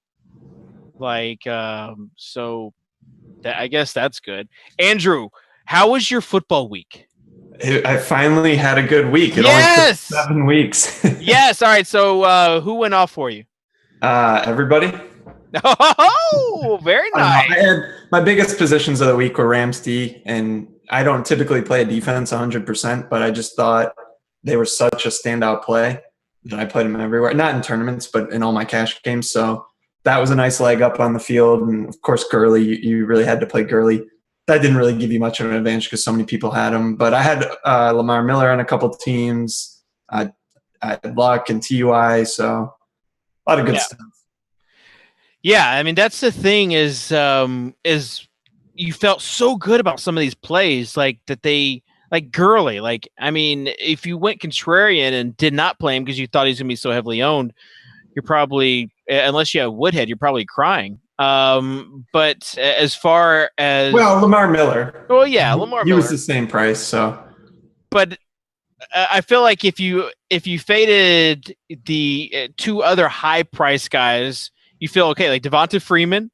I was at the game when they had 1st and goal, and the first two were whenever you got a running back and it's 1st and goal on the 1 yard line, you think like automatic 6 points. Yeah. I saw Gurley yesterday. They didn't use him either play. And then they had a turnover on the third play. So like that is so tilting. Yeah, that was also, wasn't that the drive where Julio was like really close to a touchdown, but I think he had stepped out. Yep. Yeah, he stepped out, and another one, like his man, I think, fell down, and he was just like wide open, but they threw it out of bounds as well. Yeah, you look at Freeman, and I had a lot of Freeman, and I had a lot of Hopkins too, but I think they were just owned enough that they didn't really kill you. And Freeman still had 18 points, so it feels like a bad game because he was averaging 38 points over the last 4 games coming into it, but he still looked really good, and he had 100 yards. I don't think he had a ton of catches, but maybe like 2 or 3, but he looks really good. He's got a cake matchup this week at home against Tampa Bay. I'm going to keep riding Freeman for sure. Yeah. He looked good yesterday. Yeah. That game was ugly. And you had drop passes. You got Hankerson that can't catch a ball. And on the opposite side, Mettenberger was a drop Justin Hunter pass and a dropped Kendall Wright pass in the like at the 5 yard line from having a decent game for a minute. Like I thought we were going to get another Kaepernick situation and not Vic, but it turned into another Vic. In fact, Vic might have outscored Mettenberger yesterday, which I did not see coming, but it happened. I think he ended up with 9 points, so maybe it wasn't the worst possible outcome, but that Justin Hunter drop was horrendous. That guy, I mean, if you're a professional wide receiver, you need to make that catch 100% of the time, and he just hot potatoed it. Titans 1-5, but they could be 4-2 right now. Like they've had an opportunity. They blew it against the Colts. They had an opportunity yesterday. And then there was, I think the week before, they had another opportunity and just did not get it done. So the Titans 1-5 at this point, as a Titans fan, I'm like, just lose the rest of the game so you can get a good pick. Like at what point, Andrew, you're a Bears fan. At what point do you just say, I wish my team would just do terrible if they're not going to make the playoffs? Yeah, that would have been week 1 this year.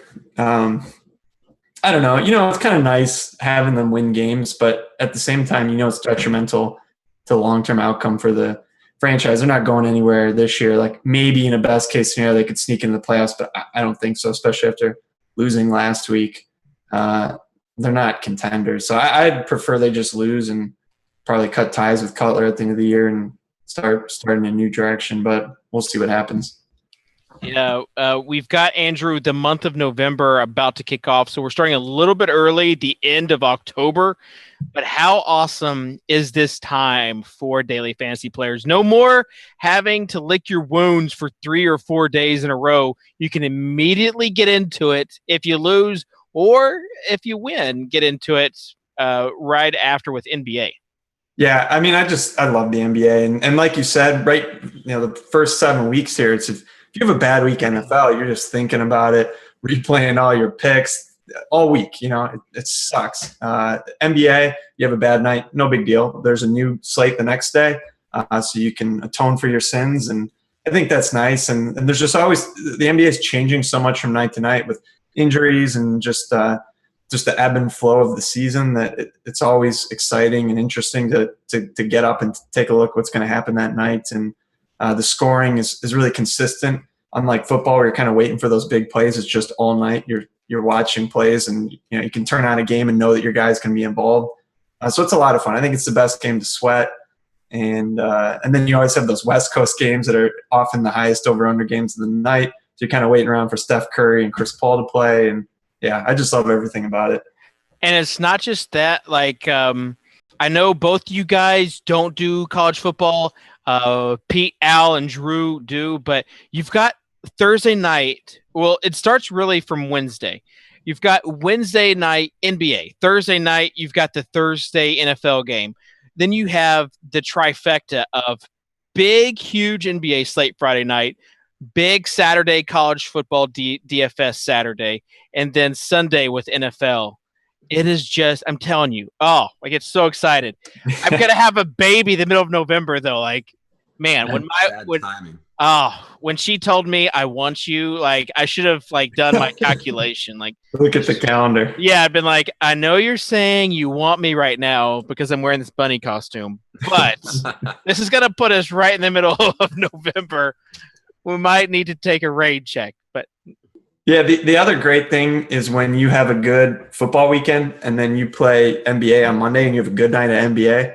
Oh, yeah. Pays out at the end of the night. Like, I can never go to bed before all those games pay out on Monday night. And it's great that Kings pays out so quickly because I just sit around refreshing until you see that balance increase, and that's always a great night. Refreshing to see how expensive of a Halloween costume he can afford. And I used to do that, Andrew. I used to do that as far as seeing, especially how much, and people don't realize it now. DraftKings has made it so easy for you. You used to be back in the days of DraftKings, even a couple years ago, and even Draft Street, who they acquired, DraftKings purchased. Everything was done copy and paste in Excel. Yep. So there was a little, you could get in the Google Chrome store, and it was called Table Capture, and you would go through your games and capture all of your games as far as what you were winning. And it was a real battle sometimes to figure out, how much money you actually had in play, because nowadays when you put action out, usually it goes off. A year or two ago, a lot of your stuff would cancel, so you'd float all the stuff, games start, you don't really know how much you have in play. You don't know what you're winning or losing. So you're just kind of watching and say, well, I think I'm doing really well. I have my team scoring, but you didn't know. I mean, the currently winning feature is just awesome. And not only that, but you also have your app that shows you different lineups that is winning certain amounts. Yeah, that's super nice too. And you can find that if you go to the My Contest page and filter by lineup. Sort by lineups, yeah. Yeah, which is a nice feature I use a lot too. But it's just I like using the app for the live score as far as the different contests and seeing. I feel like it does a little better job of in play how many lineups of those are winning, 2 of 3 or whatnot. But yeah. Let's ask. Can I ask Andrew some NBA questions, or is this only an NFL sweatshirt? No, I think you've got a couple NBA questions you can ask him. I'll do my best. I've been cramming today. I'm going to cram after this show because I got to do a show for tomorrow. But I got a decent idea what's going on. Let me ask you 2 questions then. Okay. We know Golden State plays up in pace, but they're also super good in terms of defensive efficiency. Are you afraid to use players against Golden State? Usually, yeah. They're so good defensively that they're just one of those teams that I rarely will target, even though they were number one in pace last year, I believe, or right at the top. So whoever's playing them is playing up, and that's a really important thing to look at. But there are a lot of other teams that play at a super high pace that don't play defense. So I look to those more often. It's like the Spurs, the Warriors. Those are like the two teams that I really try and not playing against them. Unless tournament's a different story, but cash games, yeah, just stay away from it. And my second question is Nikolai Mirotic going to be the MVP of the NBA this season? Hey, I hope so. From a fantasy perspective, he's a really good per-minute contributor. So he wasn't playing a lot of minutes last year, but when he got minutes, he was very good. And he should be getting the minutes this year. He's slated to be starting, so I think somewhere in the 30 to 35 minutes. I think that he's a guy that will have some really big nights and definitely win some people some GPPs. Andrew, true or false? You just said Fanny. Probably true. Yeah, the Mirotic was the guy that's like whenever he was starting because of injuries and stuff, that was the best because like he was an auto play. All right, my one question for you, Andrew, is who is the guy like the post player that you think has improved the most? That's going to be like dominant. So like 2 years ago was DeAndre Jordan. Last year probably was probably Anthony Davis, even though he's kind of like a gimme, but he improved a lot. Cousins, yeah. Who is this year? Cousins again. He's unstoppable. I mean, I think so. He also led the preseason in usage at like 38%. So I don't know if that'll carry through, but man, Cousins at the end of the year is like triple doubling all the time. Really like Cousins. As far as like a guy that's, I don't know. Nobody comes immediately to mind as like a big guy that's going to take the next jump. But I mean, along the same lines of Cousins is kind of a cop-out answer too. But Anthony Davis, he's got a new coach. I think they're going to be running more. He's shooting threes now. Like the sky is the limit for Anthony Davis. He's going to do some crazy things. I think his price could get up in that like Clayton Kershaw range. And he's too cheap right now. He's like 10.4K tomorrow. I think he'll be 13 or 14K. Yeah, both those guys would routinely score in the 70s and 80s last year on DraftKings, which is just insane. Shows you how dominant they are. They both went to Kentucky, which I have a little bit of problem with, but whatever. It is what it is. All right, last NBA question, and then we're going to go to a break where, Andrew, you're talking about NBA, but last NBA question. You have to build your franchise around one player right now. Who is it? I think that's a no-brainer, Anthony Davis. I think most people would answer it that way. He's still, 24 maybe or something? He's young. And, I mean, you can make an argument he was the best player in the NBA last year, but I think he clearly will be the best player this year. He's so good. All right. I would agree with that. But I was curious if maybe you would say one of these other guys. It's clear that the big man, needs to be that focal point when he can alter shot. I am curious though, because they say he's going to stay or he's not going to stay at home more. He's not going to go for blocks as much. So I'm wondering what his block totals are going to be, or if that's just coach speak. I don't know.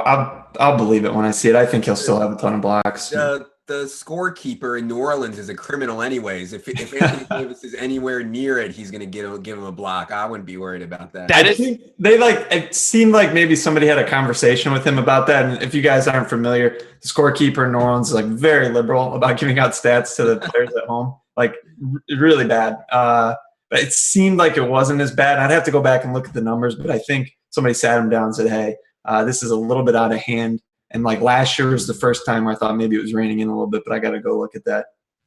Those darn stat corrections. I know that it's kind of a sore subject for you, Andrew, but you've handled it like a champ. We've got, oh, wow. I will let you guys see this play right here because it is an unreal play. Wow. John Brown, so John Brown, pretty healthy to me. John Brown, that was an amazing catch right there. Just between two guys over the shoulder. Wow. incredible catch, and now they're about to score. So we'll go ahead and take a quick break. First, the winners of the candy, the Real Dizen 31, T. Bormuth, Feet Sanity, DFS Guy 22, and Vertex MLG. You guys are the winners for the candy. It is Twix. So Twix is the answer to that. So we'll see what happens here with the Cardinals. Right now, though, we're going to do an NBA break, and we'll be right back after this. This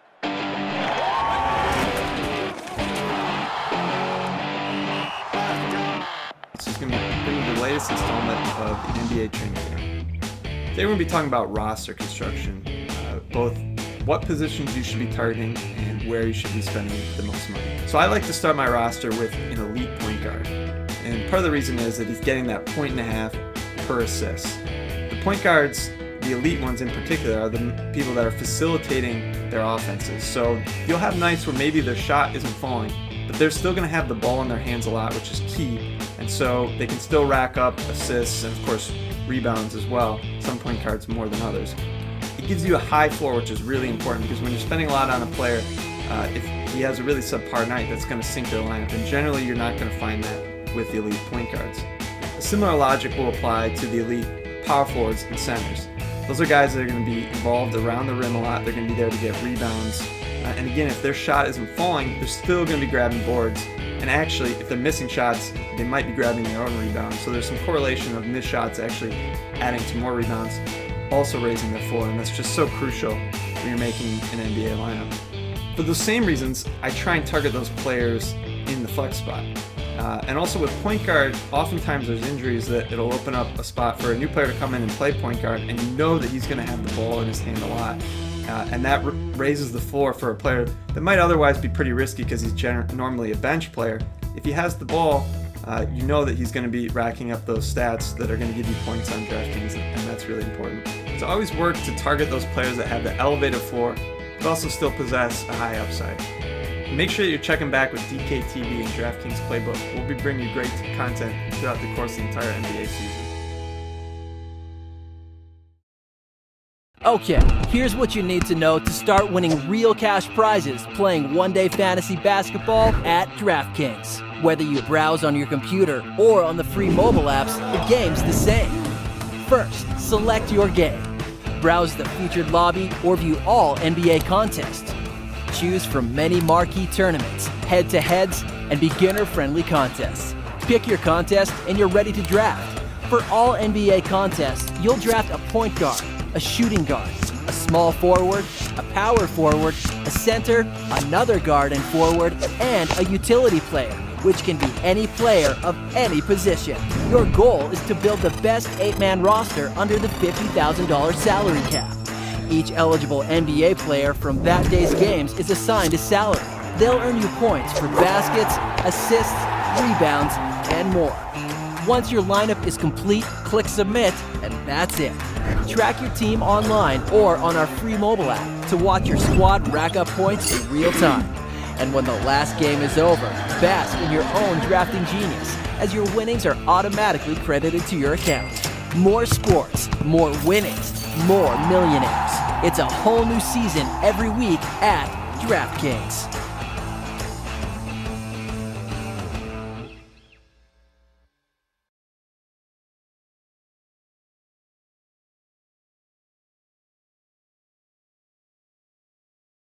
The frog drinking tea right there. So appreciate everybody with their candy responses. It's Twix. I did answer it with Kit Kat, but it is Twix. The answer is. So, and I do thank you. Social media guru Rob brought me a York peppermint patty, which also I'm never going to turn down. So I think in the spirit of Halloween, I have to eat on the air. All right. So we have the Tidifer. Tidifer is a guy who is doing pretty well, and we'll see if he can continue it. Tidifer, are you there? Yes, I'm here. I wouldn't try to expand on that name. Okay, so we're not. We're just going to go with the lineup that you have right now. You've got a 235, and you've got two guys left, Floyd and Fitz. So I know you are hoping for something a little more in that last drive. Yeah, we really need Larry Fitzgerald to step it up here. I was looking at the numbers. He really needs to score about 27 points in the second half. I'm going to have a chance at the first spot. And that was crazy because he was supposed to be the guy that was going to be the safest option, but kind of falling in line with Devonta Freeman, with DeAndre Hopkins. He hasn't had that great of a game at all. No, they're not really going to him that often, too. So they're looking more for John Brown or the tight ends or the backs. So he's not getting much action. Yeah, in this $700K blitz where $100,000 goes to first, you are currently in ninth place. So ninth place is $5,000, which is not bad at all. No, it's not bad at all. I'll take that all day. Yeah. I like a little more, but right. That's pretty good. So you've got 5,000, and I feel like at least with some of these other guys, you can jump with just 5 points from either of them. You can jump up to fifth place, and fifth is at least 15,000. Yeah, not bad. I was looking at the numbers. I mean, I think I have a pretty good shot to get to fourth, fifth, maybe even third, even with Floyd doing pretty decent because obviously the top three guys have Floyd. But if Larry can do something and Floyd puts up a few more points, I could probably jump up into that range, which wouldn't be too bad. And that might actually get me a ticket to the $15 million tournament as well. Doing pretty good in that. Very nice. You're also on the qualifier. Entry. Yeah, in the qualifier. So I have the same team in there. So yeah. This team, talk to me about Jordan Reed, using him as tight end. I wanted to kind of differentiate a little bit because everybody was on the Darius Green and or Gronk. So when Reed's been healthy, he's been a solid option, especially in PPR. So I thought he'd be underowned with the concussions and all the injuries. So I threw him in there, and the salary fit pretty good, and it worked out pretty well. I wasn't expecting the numbers he did, but I'll take it. And using Andrew Luck and then T.Y. Hilton, to be in this position, I bet at around 1:45, 2 o'clock Eastern time, you didn't have like such a good feeling about that game. No, the first half of that game was going terrible. I looked at the score, and the Colts hadn't done anything, and then the second half they exploded. So I'm hoping for something similar with Larry Fitzgerald in the next few drives because it would help. You're a mass guy, so Gronk was going to be a homer play, but you faded him. Yeah, I really didn't like the matchup with the Jets. I actually was, if I was a gambling man, which I may be, I took the Jets with the spread, but he ended up putting up some points. But I figured a lot of people were going to be on him anyways, so that's why. And price-wise, I didn't think he was going to put up too many points to pay off that price. So that's why I dropped down to Jordan Reed. Yeah, and he wasn't really that highly owned because of the price, but Jordan Reed got the same production, so you're good there. I was curious, guys from Massachusetts, their love for the Patriots. It runs pretty strong here. We got some very loyal fans, so I have been riding Edelman, but I really didn't like the matchup against Revis, so I faded him. I did have Gronk in a couple lineups, I'm not going to lie, but I really pretty much faded the Pats across the board. You got him this Thursday night in the game against the Dolphins. You got Lamar Miller as well. Do you think you'll be playing any of them? I've got LaFella. I think I'm going to play in a couple tournaments, but I'm not sure how much I'm going to play on that Thursday slate. I don't know what to expect. I don't really like playing those Thursday games. I end up fading the Thursday games if I play it and just use the Saturday and Sunday games, excuse me. All right. So, as far as this lineup, you've got a 3rd and 10 coming up if they don't get it. I know you want more points, but it's still a comforting spot knowing that you've got 2 out of 3 options for the Cardinals where just a few catches mean like thousands of dollars for you. Yeah, it's a pretty good feeling. I'm not going to lie. I know I'm in a really good position. So nice. So they're getting the ball back here, and we'll see what happens. But I know I'm in a very good position, and I'm hoping to move up. Let's see. Hopefully they don't try running the ball the rest of the game. That'd be the worst case scenario. Yeah, like and if history of this season is any indication, they won't. And when the analyst Drew Dinkmeyer thinks that when they get up big, they like to pad Larry Fitzgerald's stats. It's kind of like just because this might be like one of his last years. The farewell tour. The farewell tour. A little Derek Jeter action going on. Right. Well, I hope Drew is right. So we got 90 yards to go here. So plenty of points we can rack up. 90 yards and plenty of time. So, Anthony Silva, appreciate you being on the show with us. Good luck in this and in the qualifier. Maybe we'll see you on later on the show. Hopefully. Thanks a lot. Take care. Awesome. So that's Anthony, goes by the name Tidy First.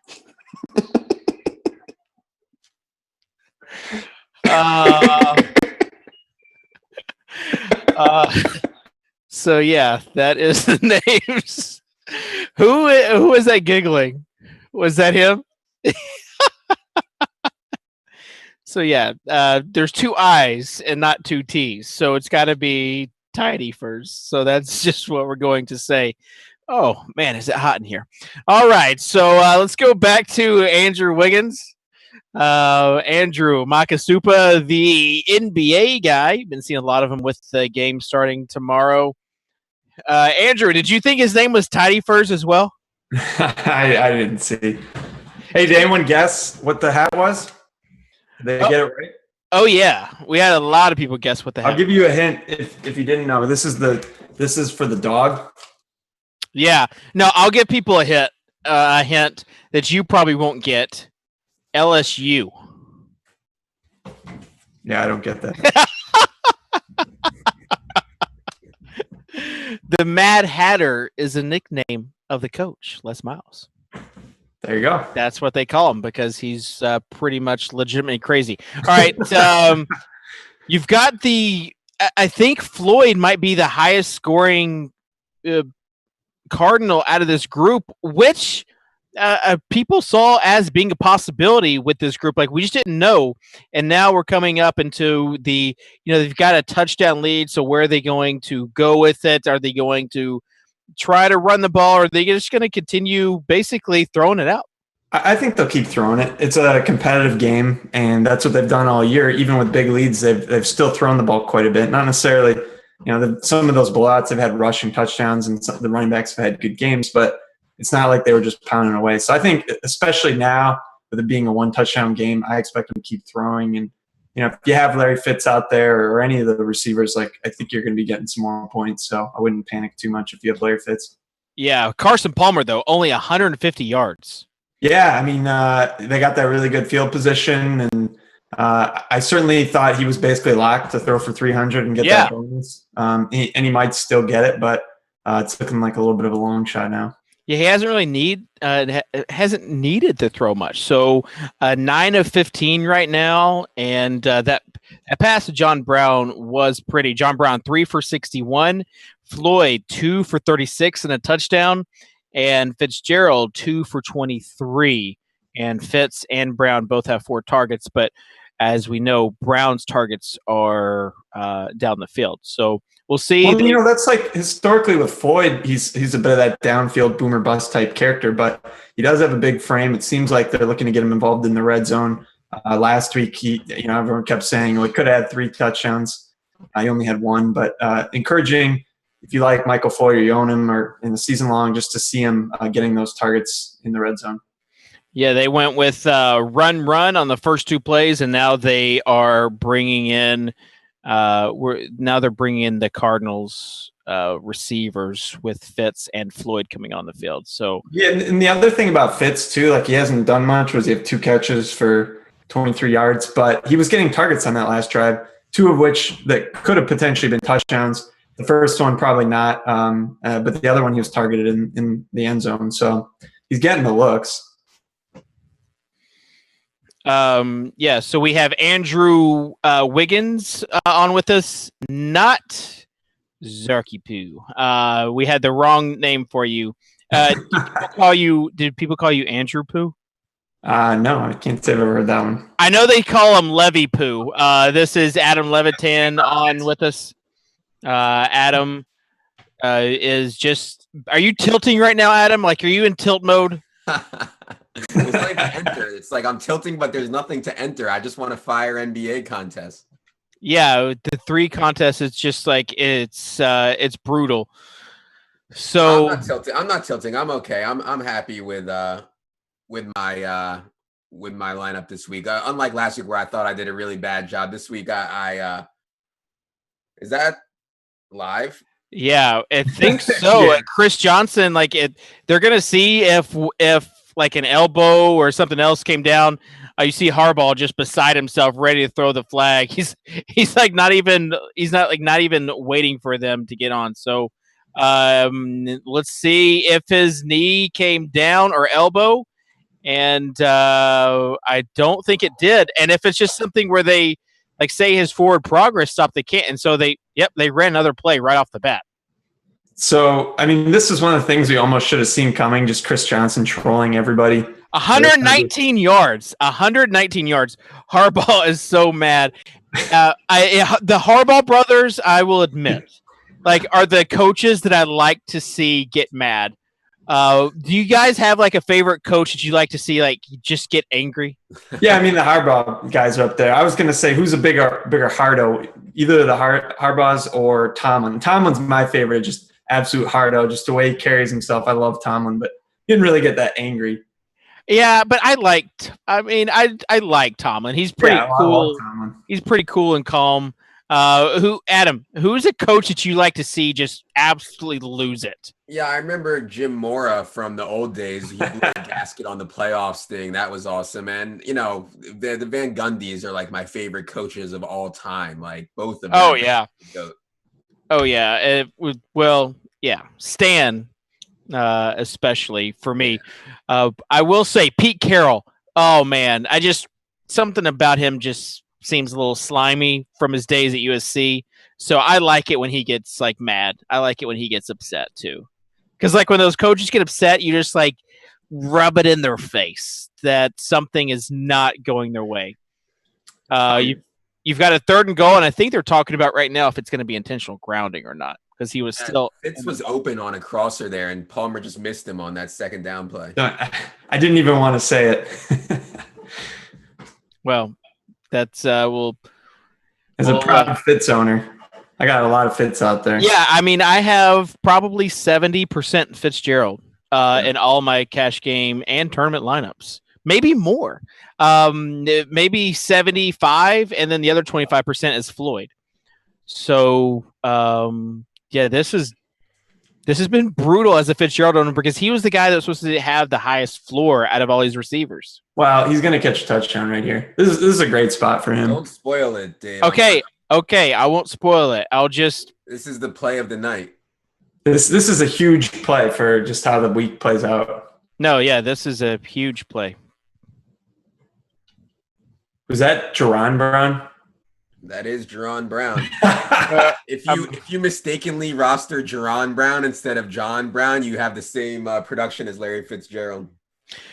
All right, guys. So it's not going well for us, but we do have a guy, Zarky Poo. I think that's how you say his name, Zarky Poo. And he's 24th in the kickoff million. And with John Brown, you also have a qualifier. He's 83rd in with a score of 250, and Palmer still going. So I know that was brutal for you. Yeah, that was a little rough, but I actually would rather no points to anyone else than John Brown just not getting anything at all. So. Okay, so that's what I was about to ask. You have a situation. I'm sorry. You're in first place in the qualifier. So yeah. Are you valuing the qualifier more or the kickoff million more? I don't know. I mean, might as well go for both, right? Okay. I mean, honestly, I think the qualifier would be the best, but either way, the position that I'm in is great. So, yeah. The guy behind me is Michael Floyd. That's the closest to me. He's 8 points back, and I think there was another guy with Steve Smith that's about 14 points back. So crossing my fingers that nothing crazy happens, but I'll take another John Brown 40-yard catch. That would be nice. Yeah. So there was a trick question because the answer is you definitely want the qualifier. Okay. But you already live in Cali, so it's sort of close to San Diego, but it'll be a fun time. And you get a chance at being at home at the top 10, if you're in the top 10 for that qualifier, and being on ESPN. So, yeah, that's the answer, is that you want what's best for your qualifying team.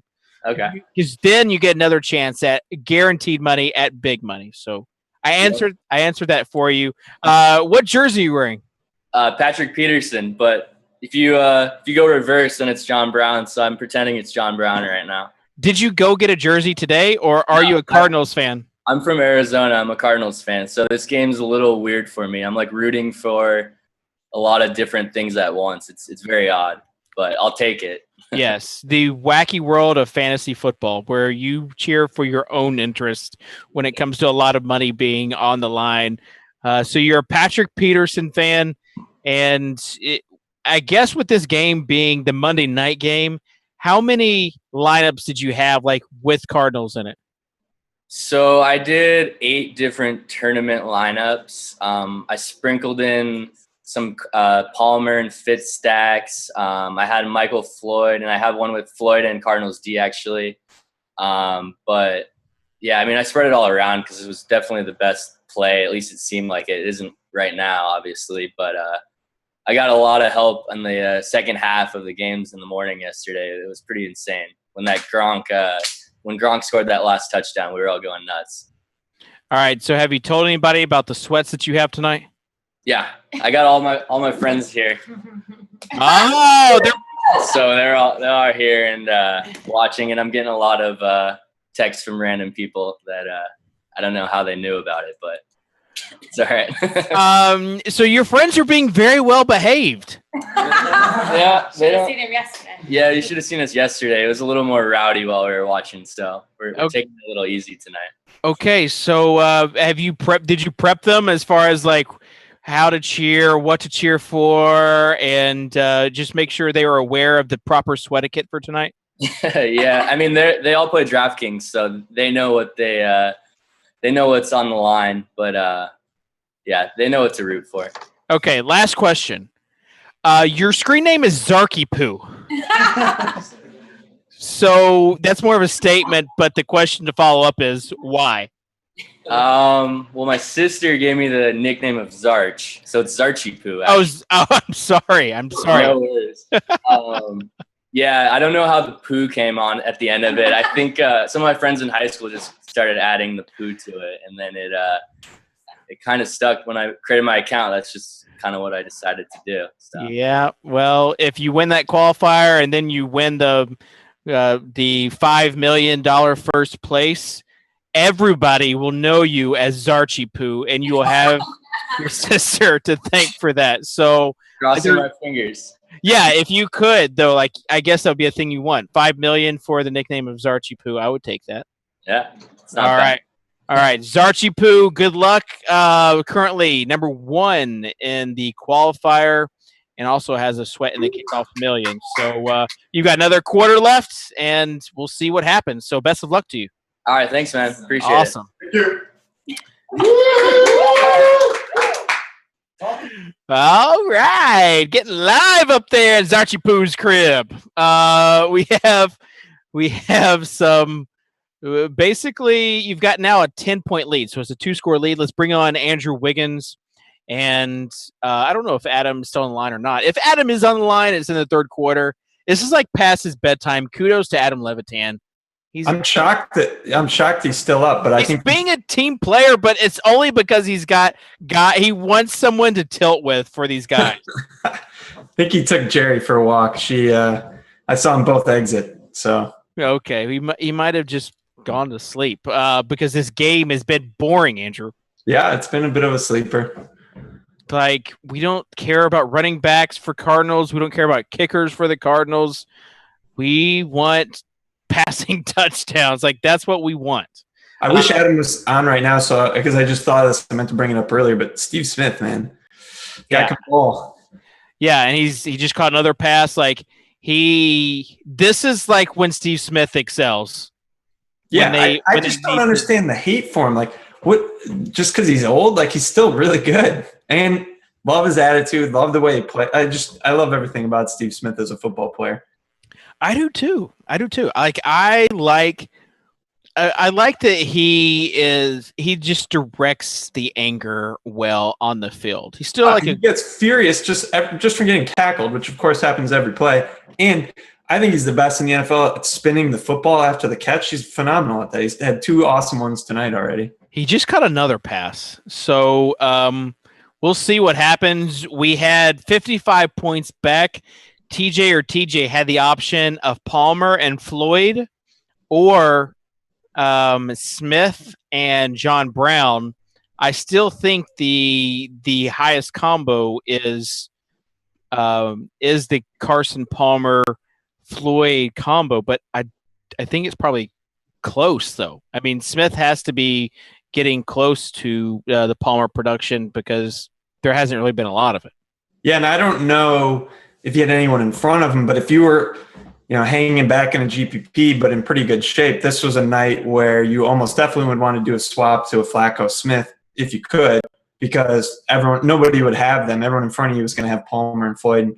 In my experience, people don't usually swap. I mean, certainly people do, but that's a really good way to increase your odds of winning, because if you leave it the same, you can never win. And it's so important to get first in these things. So I doubt that was the case for TJ, but I just thought it was probably worth mentioning. Yeah, and I think that you would agree kind of with his reasoning, because he's currently in 5th as well on the Millionaire Maker, so he's winning 100,000. And his theory was, if Palmer is going to be so heavily owned, and he thought Floyd was going to be higher owned, so he thought if those guys go off, he's kind of protecting himself. Yeah, with the highest combo, with the highest guys, with those 2 guys. So either way, he was kind of protecting himself for a 6-figure cash. So I thought that was a fairly reasonable way to look at things. Yeah, and if he's the player with the highest score at those guys left, and then you just want to have the high scoring duo. Certainly you want them to be correlated. But you can go through after Sunday night games are done, download the CSV and just sort it based on player minutes remaining, and you can take a look at what positions players still haven't had play yet. And you can do a pretty good job of figuring out what people have. So you can kind of, by sorting in Excel, get a good idea of who's out there in these big tournaments where it's difficult just to scroll through and really have a good understanding of what's going on. Yeah, and for some people, that Excel file is really large. So it's difficult to sort because there's just a lot of entries in there. What I do also is I will just do a find search in the Excel document like I did today. And I did a find search for 120. And so I just basically went in that column to see who were the top guys that had 2 players left. And I did one for 180 as well, because it's got to be multiples of 60. Yeah, and this stuff's important if you're playing on DraftKings and you're taking it seriously, because that's just another way you can increase your win rate. And that, it's a little thing, but it adds up. And if it works once to win a tournament that you wouldn't have won, I mean, it pays for itself many times over. Andrew, we've got coming up in a few minutes, we've got a paper football competition. Did you play paper football? Yeah, I mean, elementary school. Did you play? I'm going to make a paper football right now. See if I remember how to make one as I'm talking to you. I don't know if I remember how to make one or not. Here's the question. Did you play quarter basketball? I played a quarter hockey type game. No, you didn't play quarter basketball? I don't think so. I don't have a quarter on me. So you would do this as a cup? I know this is not just me and my weird friends. You would do this as a cup, on the table. Yeah. And then you would have a way to shoot it with. So I'm putting my hand, act like this is a table. You would use both your thumbs around the quarter and you would shoot it. How did you not play this game? You're a basketball guy. I wasn't a basketball guy when I grew up. I didn't get into basketball. Like, I missed the whole Jordan era.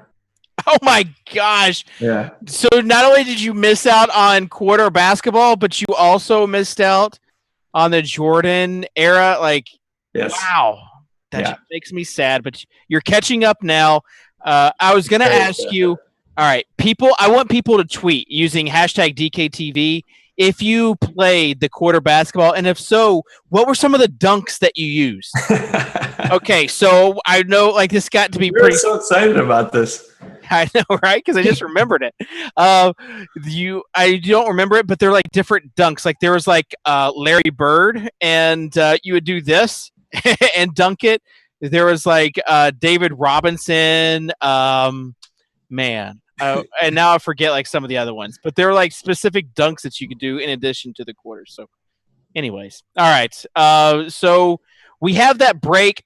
We asked people to do or film themselves with a roommate playing paper football. The winner gets a free ticket. They all get free tickets for the DraftKings Millionaire Maker, but the winner of the game that we choose gets a $300 ticket. So there was one entry that really went all out. Another entry that involves a dog, which is pretty good. So we're going to take a quick break with this paper football competition, and we'll be right back after this. Ladies and gentlemen, today we have a wild matchup. Our today's home team is Wood Jesse 9. DraftKings, the leader in one-day fantasy sports. And the away team. Man on a mission 8732. From America / Brazil. Let the games begin.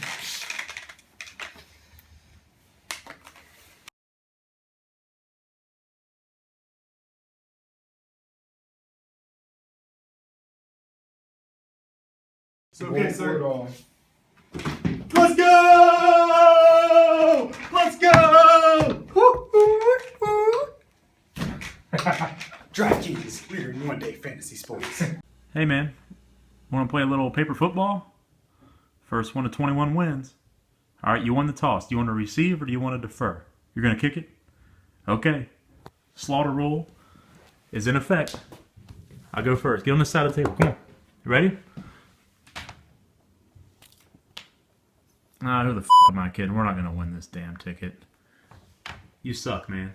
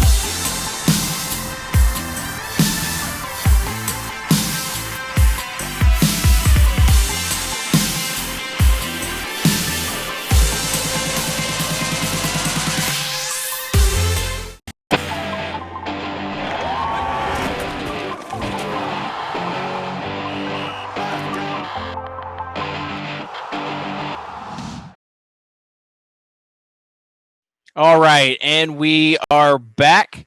We had the paper football competition, and yeah, the guys, those last guys, were the ones that went all out, and they said they're big sneakerheads. So the loser, and you saw them put on a shoe, the loser had to wear the other one's sneakers, or vice versa. I don't know which one it was, but right now we've got our next guest on the line, Mark Timberlake, aka T Lake 1130, 24th in that qualifier, the same one as Zarchipu.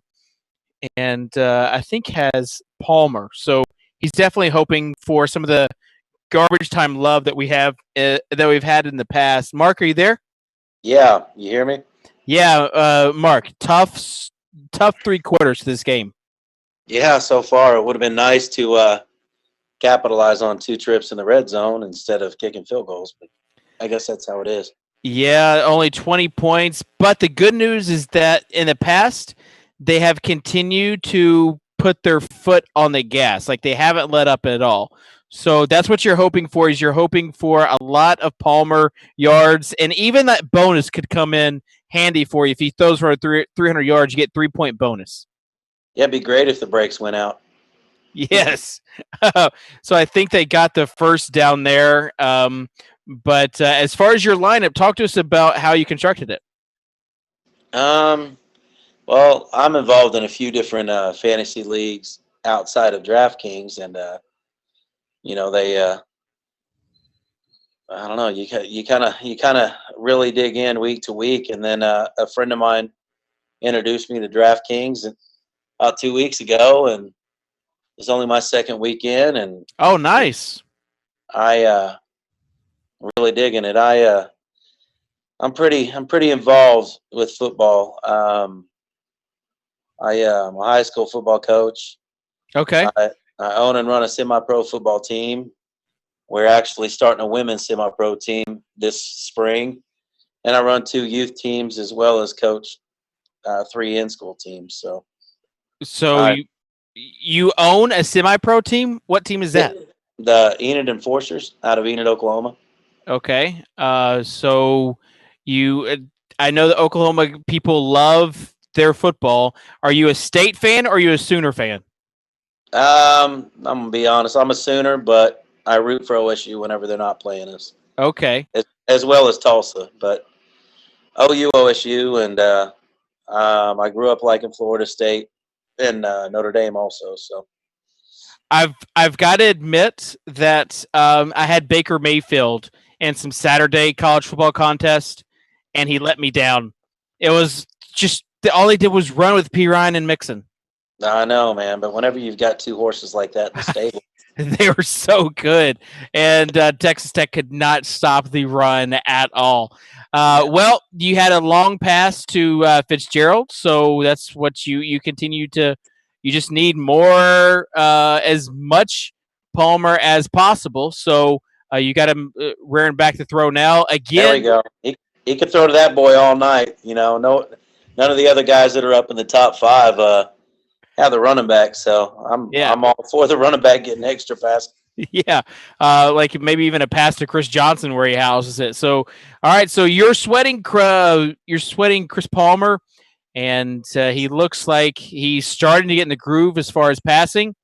We'll see, or Carson Palmer. I don't know why I said Chris Palmer. Just kidding. So Carson Palmer, and we'll let you sweat Carson Palmer. And see kind of what happens in this fourth quarter. But best of luck to you. Yeah, I'm a big kid, so I guess I better go ahead and turn up the air. Very nice. All right. So that was Mark. He said it was second week playing DraftKings, so may not have understood the sweat.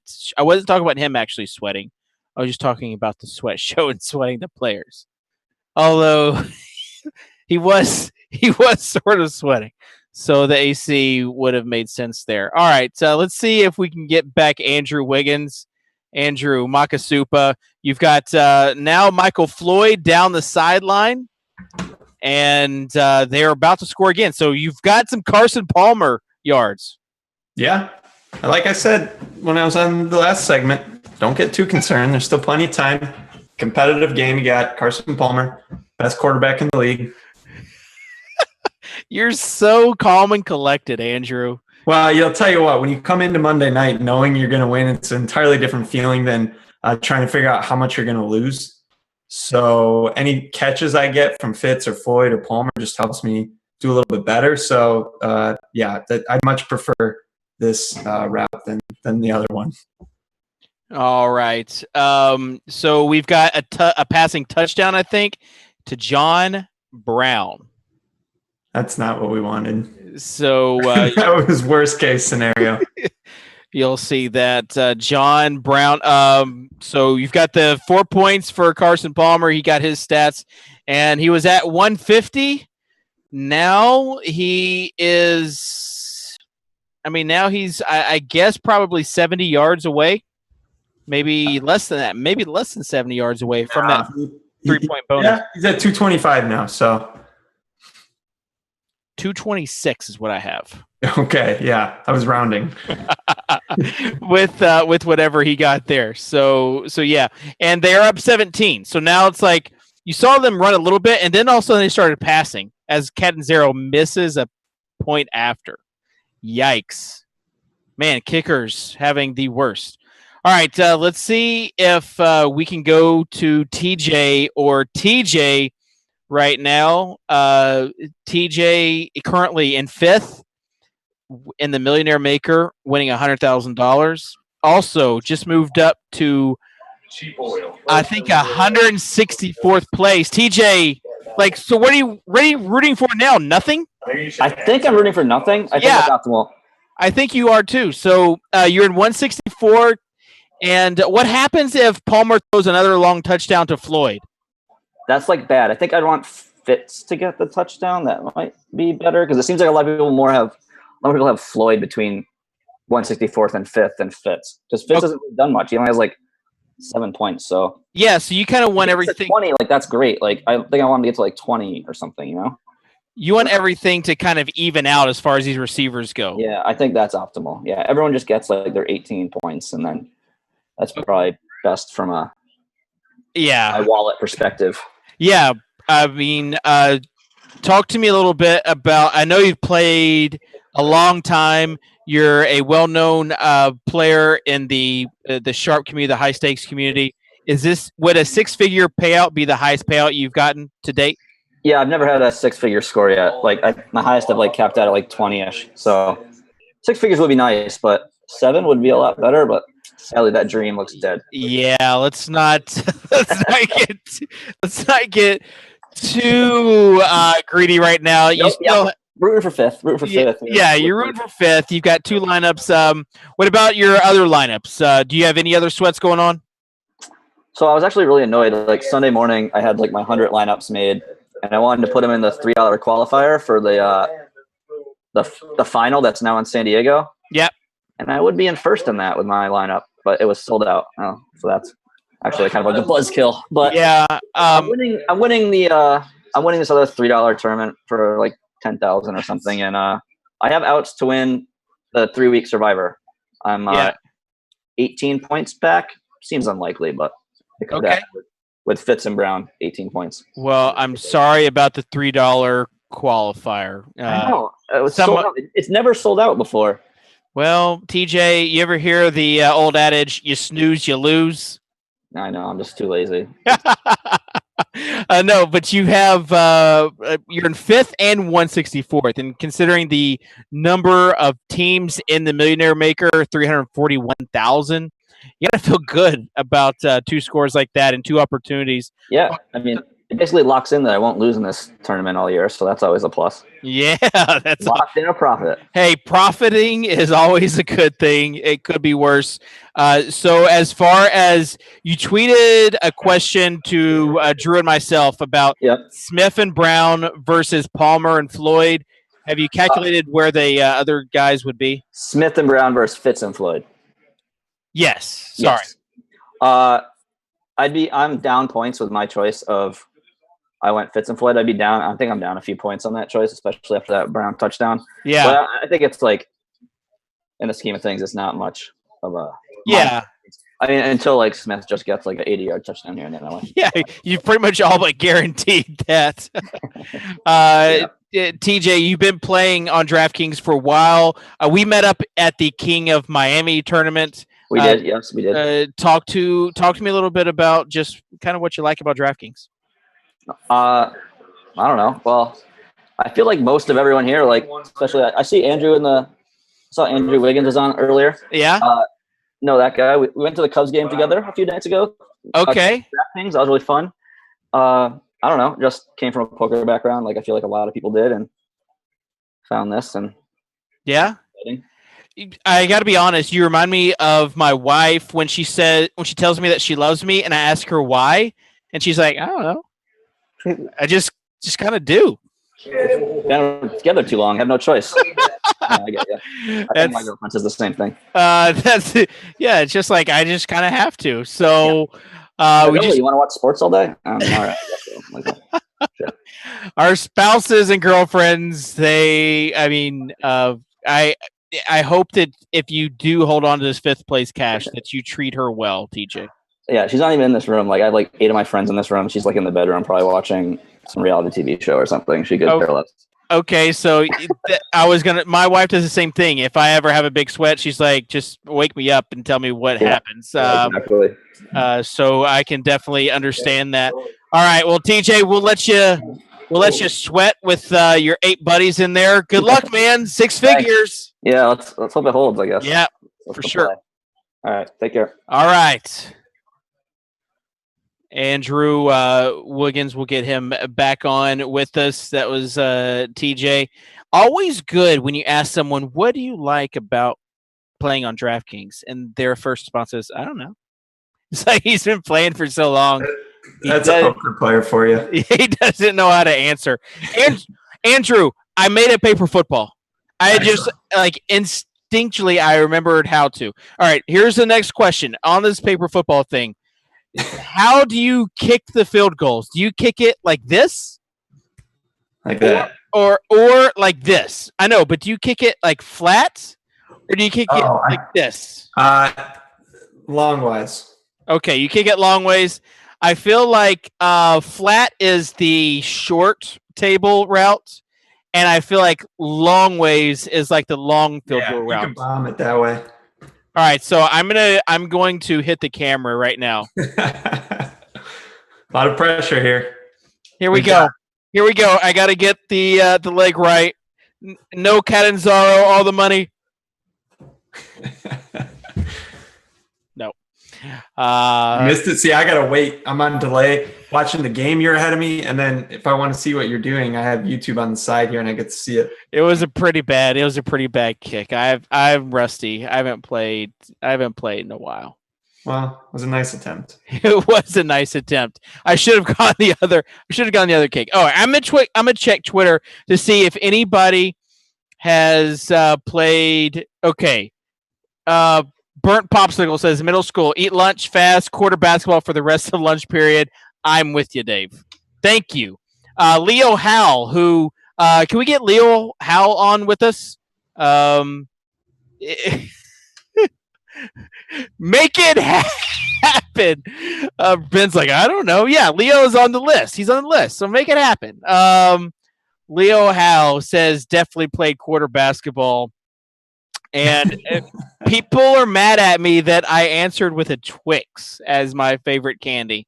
Andrew, what's your favorite candy? I always liked Crunch Bars, which is pretty boring, but pretty good. And the other kind of dark horse, like the Mr. Good Bar? No, well, Crunch it's a chocolate candy bar with crunchy stuff in it. Yeah, but it looks like the Mr. Good Bar, right? I don't know. What is it? It's just a chocolate bar. It's like a little nugget.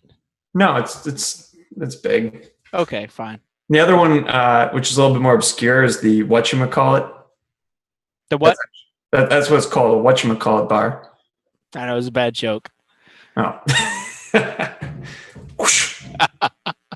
All right, we just have Palmer take a sack, so that's not good for people that have them. All right. John Brown touchdown was a bummer. You know, he was such a good play. I would have had more of him than Fitz because of the price difference. Oh, same here. That's what I was telling Adam before, is that I feel like if he would have been healthy, no health concerns at all, he would have been higher owned than Fitzgerald because of where his price point was, because of how many targets he got the week before and on Monday night. Yeah, no question about it. Well, I mean, he was 5,500. Yeah. Well, it happens. All right, so we got I think that is maybe Johnson on third down, the running back, just more Palmer yards, no other people yards. So if you got a wide receiver, tough. 5 minutes left. It looks like that's about the end of Palmer. it looks like that's going to be the end of it. Up 16, and that's all you. I mean, you've got 5 minutes for the Ravens to do something, but even if they take a minute or 2 minutes off the clock, then you've got I don't think the Cardinals are going to run it up like they have in the past, but maybe they want to get there's a penalty. I think that was a late game, or no, false start. But maybe they try to get Fitzgerald some actual yards, 39 yards on 3 catches. Maybe they try to get him up to 5 catches for 50 yards. The Drew Dinkmeyer theory. Yeah, I hope you're right. All right, but go ahead. No, you go ahead. I was going to say just one interesting point was about the quarterbacks this week. There's that debate really between Rivers and Palmer, and then maybe Cam. Like they're all grouped pretty closely, and a lot of people are like, it's. Oh wow. Yeah, again, I gotta wait and see. I won't spoil it. And tell you that the Ravens just blocked a punt. There is a flag on the play, though. That's good for maybe we'll get some more fits. But I mean, it's just like everyone was saying that Palmer was such a lock because of the matchup and everything, but you just got to remember there are no locks, and he's still going to have a pretty good game, but no Phillip Rivers game, so.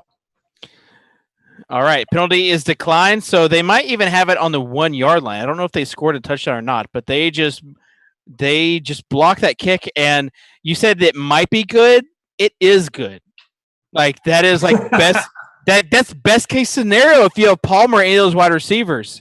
Hey, like that's Colm Wiggins tonight. There will be no hyperbole. Just very blanket vanilla statements. And not only that, if they score right away. They're first and goal on the 1 yard line. If they score right away, 4.5 minutes left. They've got all 3 timeouts. So there you see a touchdown pass. And all of a sudden, they're back in it. Andrew, it's a 10-point game, and they could go for 2. If they go for 2, well, they are going to go for 2. If they go for 2, it's a 1 touchdown game. How can you say they're not in it? Well, yeah, but there's only 4 minutes left. I wish there was a little bit more time left. Oh, would you stop? All right, hey, I called you the voice of reason. I want more than some Fitz catches. I know. I called you the voice of reason, and now you're being Debbie Downer over here. All right, we've got Leo Howell on the deck. I knew we had Leo on the line. Leo, are you there? I am here, Dave. All right, Leo, there's been a lot of shouting, a lot of stuff going on with me and Andrew. I need you to be the calm voice of reason, and also to tell me that you played quarter basketball growing up. I did. I played all of the, there was quarter basketball, there was paper football, and then there was something where you played knuckles, where you just fling quarters into people's knuckles as hard as you could. Yes. There was also soccer, where you had 3 pennies or 3 nickels. Did you play that? And you had to get them in between each one. Yes, yeah, you had to. You would have the 2 big ones. Yeah, and you would shoot the goals at the end. Yes. Oh man! And kids these days, they have their iPods and their Whatsits and their Whosits and everything else. They don't know. They're probably just playing Pokemon or something at this point. That's probably even too old at this. I don't even know. I'm too old. Yeah, Pokemon's probably too old even for them. Meanwhile, you have the Ravens that just got the 2-point conversion, so they're back on. Let's see if we can bring on Andrew with Leo. Andrew was the guy that just said the sky was falling and that the Ravens had no chance, and now it's a 1 touchdown game. Andrew, I want you to apologize to myself and to Leo. Well, look, there's still some things that got to happen, but hey, it's keeping it exciting. And yeah, that's all. We just need Fitz catches. We want more Fitz.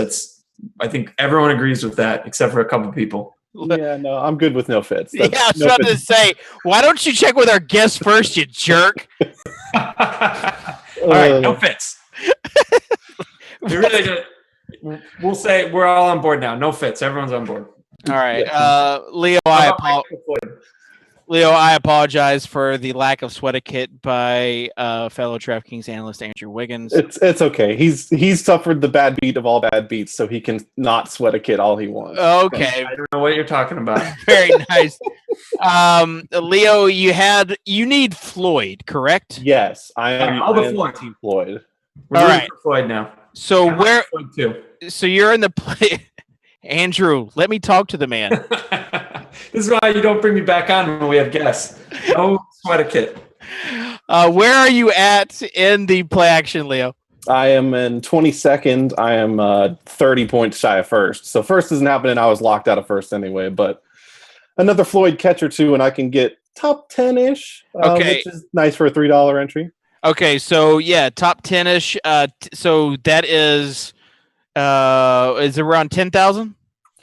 If you get into the single digits, it's 5 or 7.5. Okay. It's a sixth is 10, which is possible, but that would be, I think Floyd would pretty much have to either score or have like a Woodhead like drive to get to that point. All right, Leo, I know that you are a fantasy analyst, so I want to get your take on this week. Do you think that it kind of went how you thought it would go? It did, which is why I'm kind of disappointed that my cash game teams weren't that good. My tournament teams were pretty good, but my cash game teams weren't, because there were so many just chalk guys that went off. You had your Gurleys, you had your Lamar Miller, you had even Latavius Murray with a pretty good game. He was a guy that I liked a lot. I feel like the real downfall that a lot of people had, and myself included, was DeAndre Hopkins and Devontae Freeman not really getting the huge return that the cheap guys got. Like if you went with a roster construction that had one of those expensive guys as your anchor, you kind of lost points, even though, especially with Freeman, he didn't have a bad game, but when you're going up against lineups that have 80 points from Gurley and Woodhead or Gurley and Miller, you're behind the ball, even though you got Freeman had a pretty good game. So, but all in all, I do think it was a pretty reasonable week. I think that there were some, high scoring guys like a Nate Washington, like a Danny Woodhead, that were a little bit more under the radar that, you could kind of set yourself apart with. But for the most part, it was kind of like, get Gurley, get Miller, and, hopefully win some head-to-heads and some cash games and use them as a floor for your tournament. Yeah, I felt like the same as far as like the leverage play, and people said it, and I thought it was true, but playing Julio Jones and Arian Foster as a leverage play over Devonta Freeman and Hopkins, where you're basically playing the other high-priced guy at the other position, would have been the move. And Arian Foster did have a great game, and then he tore his Achilles, man. I mean, the guy just cannot catch a break. So your thoughts on just basically going forward this Houston offense, Leo? I really think that what that does, Arian not being there anymore, is it's going to really solidify Nate Washington, Cecil Shorts when he's back as viable options moving forward. Like, people are going to chase points with Washington, so like maybe next week isn't the best time to hop all in on Washington, but the running backs there other than Foster are just not good. And Hoyer is a competent enough quarterback to get garbage time points. So like Cecil Shorts and Nate Washington are just target monsters, because Jalen Strong is not ready to be a full-time NFL receiver yet, and Keith Mumphrey really isn't a huge threat either. So as long as those guys are playing, there's just so much production that they got from Foster, including catches. Like he had 8 to 10 targets or something over these past couple of weeks and scored through the air. That's production that they have to replace, and they've got multiple receivers who like to run those short routes, including Hopkins, and Hopkins is always going to be a good option, and this just further solidifies that. And I know some people will say the offense will be worse overall, but at some point the Texans are just going to keep getting throttled and you're going to get garbage time points. So really, I think that the dangerous games are the ones where the Texans are going to be competitive, because then they'll just trip all over themselves. As long as it's, if they're playing a team that they should lose to, I think that any of the receivers now going forward are just great options in any format. Yeah. Leo Howell, Leo TPP, appreciate you being on with us. And it looks like the there is a chance for more Floyd in this game. So hopefully you can get up to that 5 or 7.5K range. Yeah, that would be nice. Thanks for having me on, guys. Very nice. Leo, he was king of the quarter basketball back in his day. Oh. I'm sure of it. Andrew, so I just want to warn you before we bring on the next guest, he has Carson Palmer, so don't say like no Palmer, and offend him like you are known to do now on the show. Writing this down. Got it, Palmer. Okay. All right, let's bring in. Here comes the money. Christopher Stack. He is 28th in the Millionaire Maker and has Carson Palmer, and they are driving. Like, you have to admit that the last 5 minutes have been at least a little interesting, Christopher. Yeah, it's been kind of interesting, and until Palmer throws another TD, I'm just sitting on my 10K. Okay, so 52 yards, he gets a 3-point bonus. So one long play. There you go. There's some of it back. There it is. So you're basically sitting in 28th and 262.02. So a couple more points would put you up around the top 20 range. And that's when you come to this top heavy tournament, that's a pretty significant increase. Yeah, that would be sick. I just want to thank DraftKings for putting this out there and allowing me to get on and make a little extra scratch. I will say I got kind of lucky picking my lineup this weekend, so I'm pretty pumped right now. Okay, so you're a Boston guy. Oh yeah. I gave a tweet earlier today saying that I'm all about TB12, but today I'm rolling. I ride or die with Carson Palmer, so let's roll. All right, is what we like to see. You're a Boston guy. Gronkowski as your tight end. You have Palmer, Gurley, Martin, Amari Cooper, Steph Diggs, Hilton, Gronk, Lamar Miller, and the Rams. And it looks like you may have got some more there. It's a sick lineup I picked. Sick lineup. Yes, like Diggs. How many guys had Diggs? This week? 17.4. So he wasn't like he was pretty highly owned, but Doug Martin, like you say, he got lucky. I feel like this is a pretty chalky lineup. Amari Cooper might have been the exception, but still, he's had a great season, and he had an incredible first half of the season. He has. I picked him a couple of weeks earlier. I think I had him in weeks 4 and 5, and he kind of had a little bit of a letdown because I know that both him and the Raiders running back and Carr kind of exploded or did well in weeks 2, 3, and 4. So I kind of did get a little bit lucky picking him this week. He wasn't my first pick, but as I was going through the lineup, I switched out. I think I switched out Calvin Johnson for him. So, like I said, I got lucky. All right, so that last pass just moved you into 23rd place. So that's another 2,500 for you. Not too bad. So you're currently in 23rd with 263.1. And like we said, he's at 275. So another 25 yards would mean a point for the yards and 4 or 3 points for the bonus. So that would put you at 267.1. And looking at the scores, that would mean 13th place for you. That would be sick. You know what I want to see right now? Something out of the Wayne Fonts playbook. Give me a flea flicker. Give me a touchdown. Larry Fitzgerald. Okay, so we had a pass to nobody on that play. You're ahead of me. That's brutal. Sorry. I won't spoil it. No spoilers for me anymore. But if you did get 25 yards in that bonus, it would basically double you up for what you are now. Wow, that'd be sick. So so you'd be in 13th place at 25K. If you added a touchdown onto that, I'm not sure. So let's just go for the 25 yards first, because I think it is going to be intentional grounding, which would mean 2 straight passing plays for you probably. With Baltimore with 3 timeouts left, I don't think they're going to take their foot off the gas, Andrew. I hope not. Muted. Now I'm officially unmuted. Yeah, well, it's like right now, what are you rooting for? You almost want him to turn the ball over in Baltimore to score and go to overtime. Yeah.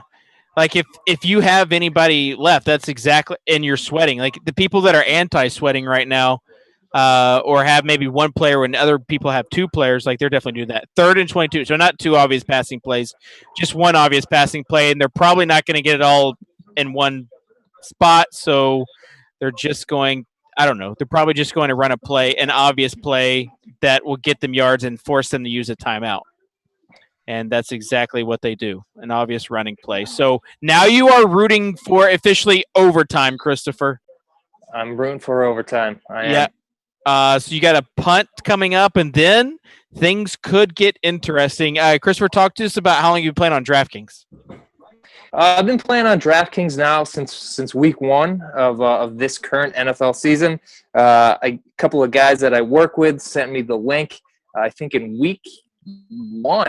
A guy that I work with actually won $8,000 on DraftKings. So he kind of put me onto it. And since then, I've been trying to get both my brother, my cousin, everybody I know involved with it. So it's great. I'm from Massachusetts. I live in Boston. I know it's a homegrown company, so we support it. Yeah, very nice. So how good does it feel to one up your guy that you work with?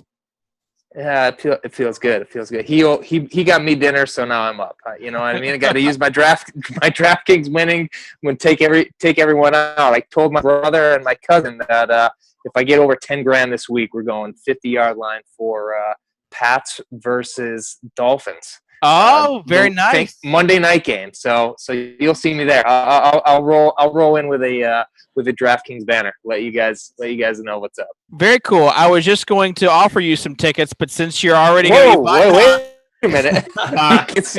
Offer them up. I'm just kidding. I feel like the situation needed a little bit of joking around, because if you get, I don't want to get your hopes up, but if you get overtime here, like this could be really big for you, like as far as a lot of money on the line, but you already have a really good lineup.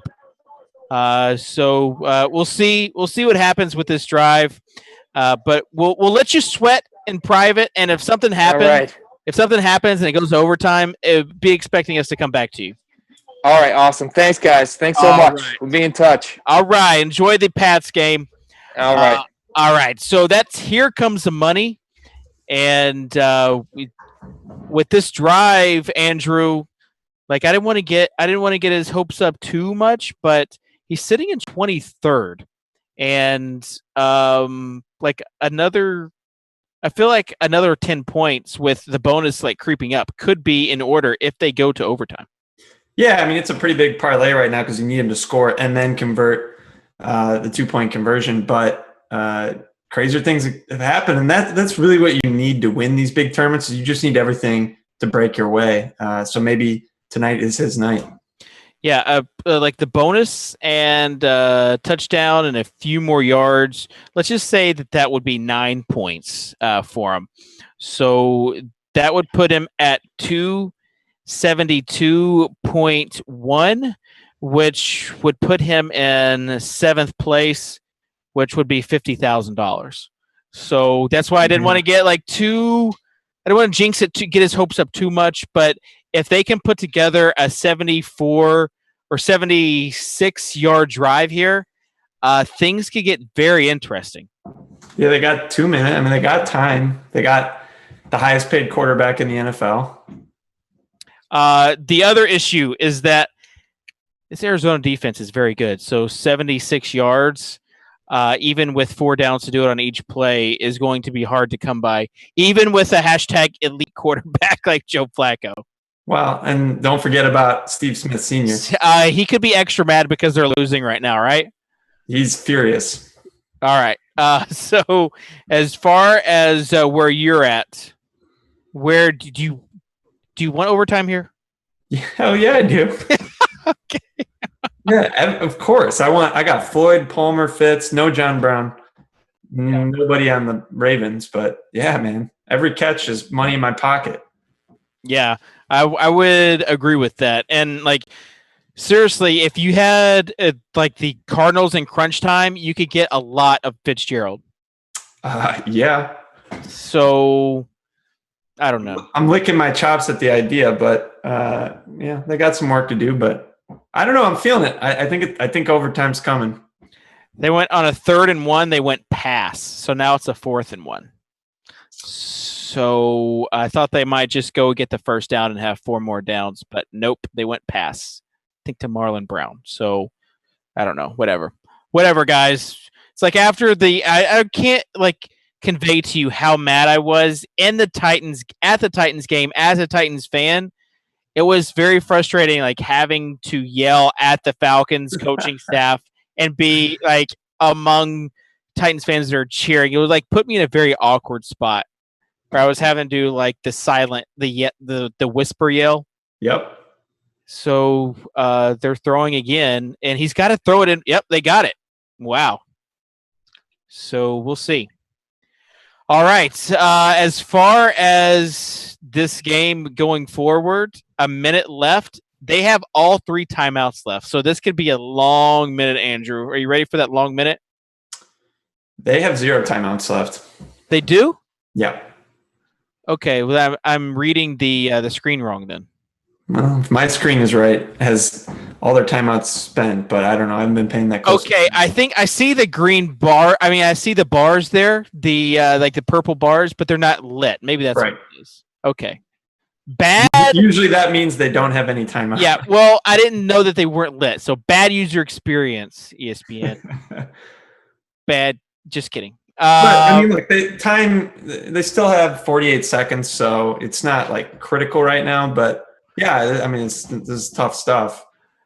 Not all right, Steve Smith, but all right. So you've got a long play right here. Oh wow, he got open.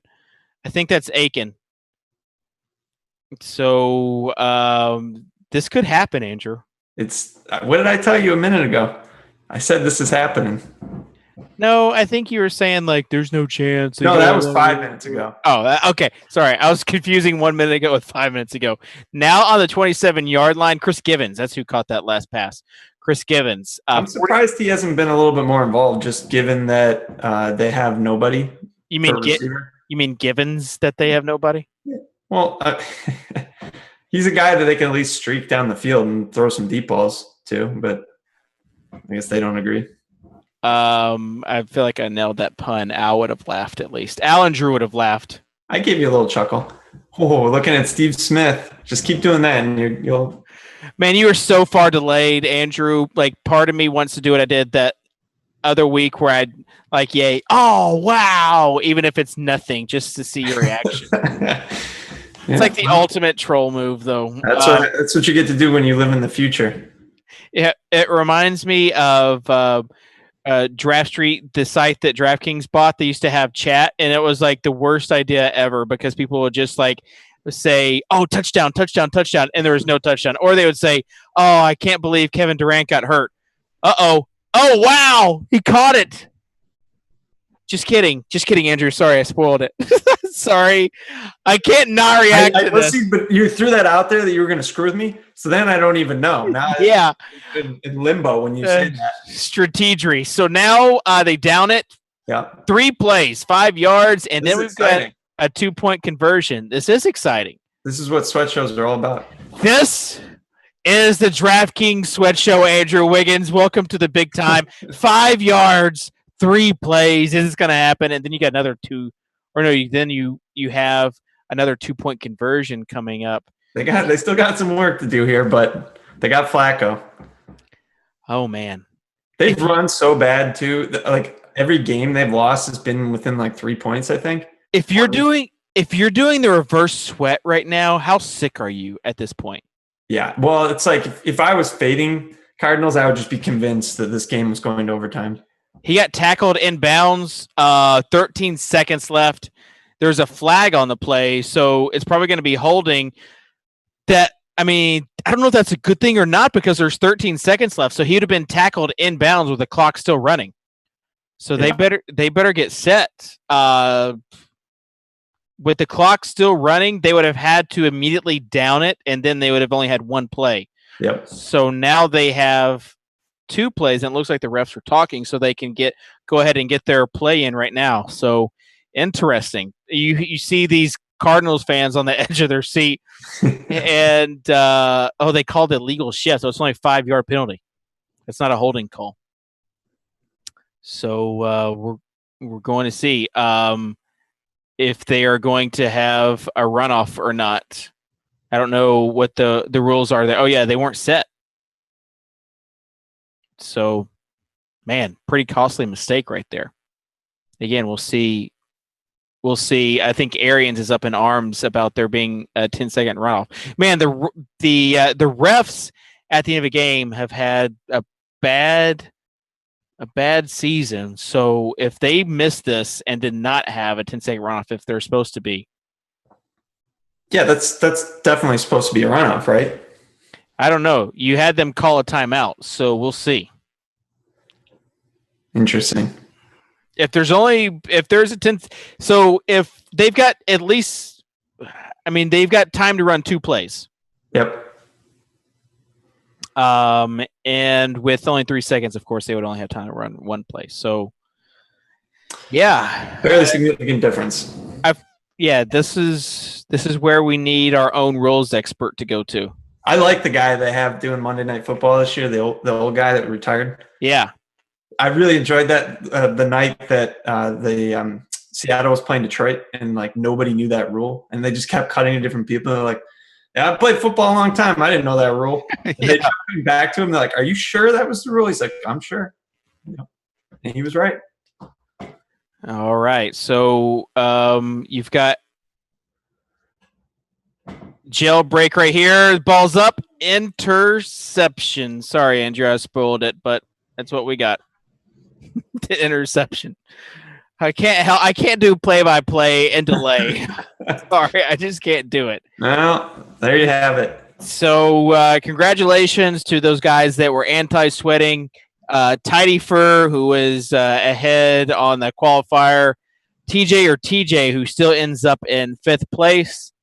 Congratulations to those guys. And if you basically were cheering for nothing for this game, you got your wish, because there just was not. You got a Floyd touchdown and Brown touchdown, no Fitzgerald though. So if you did that, we'll see.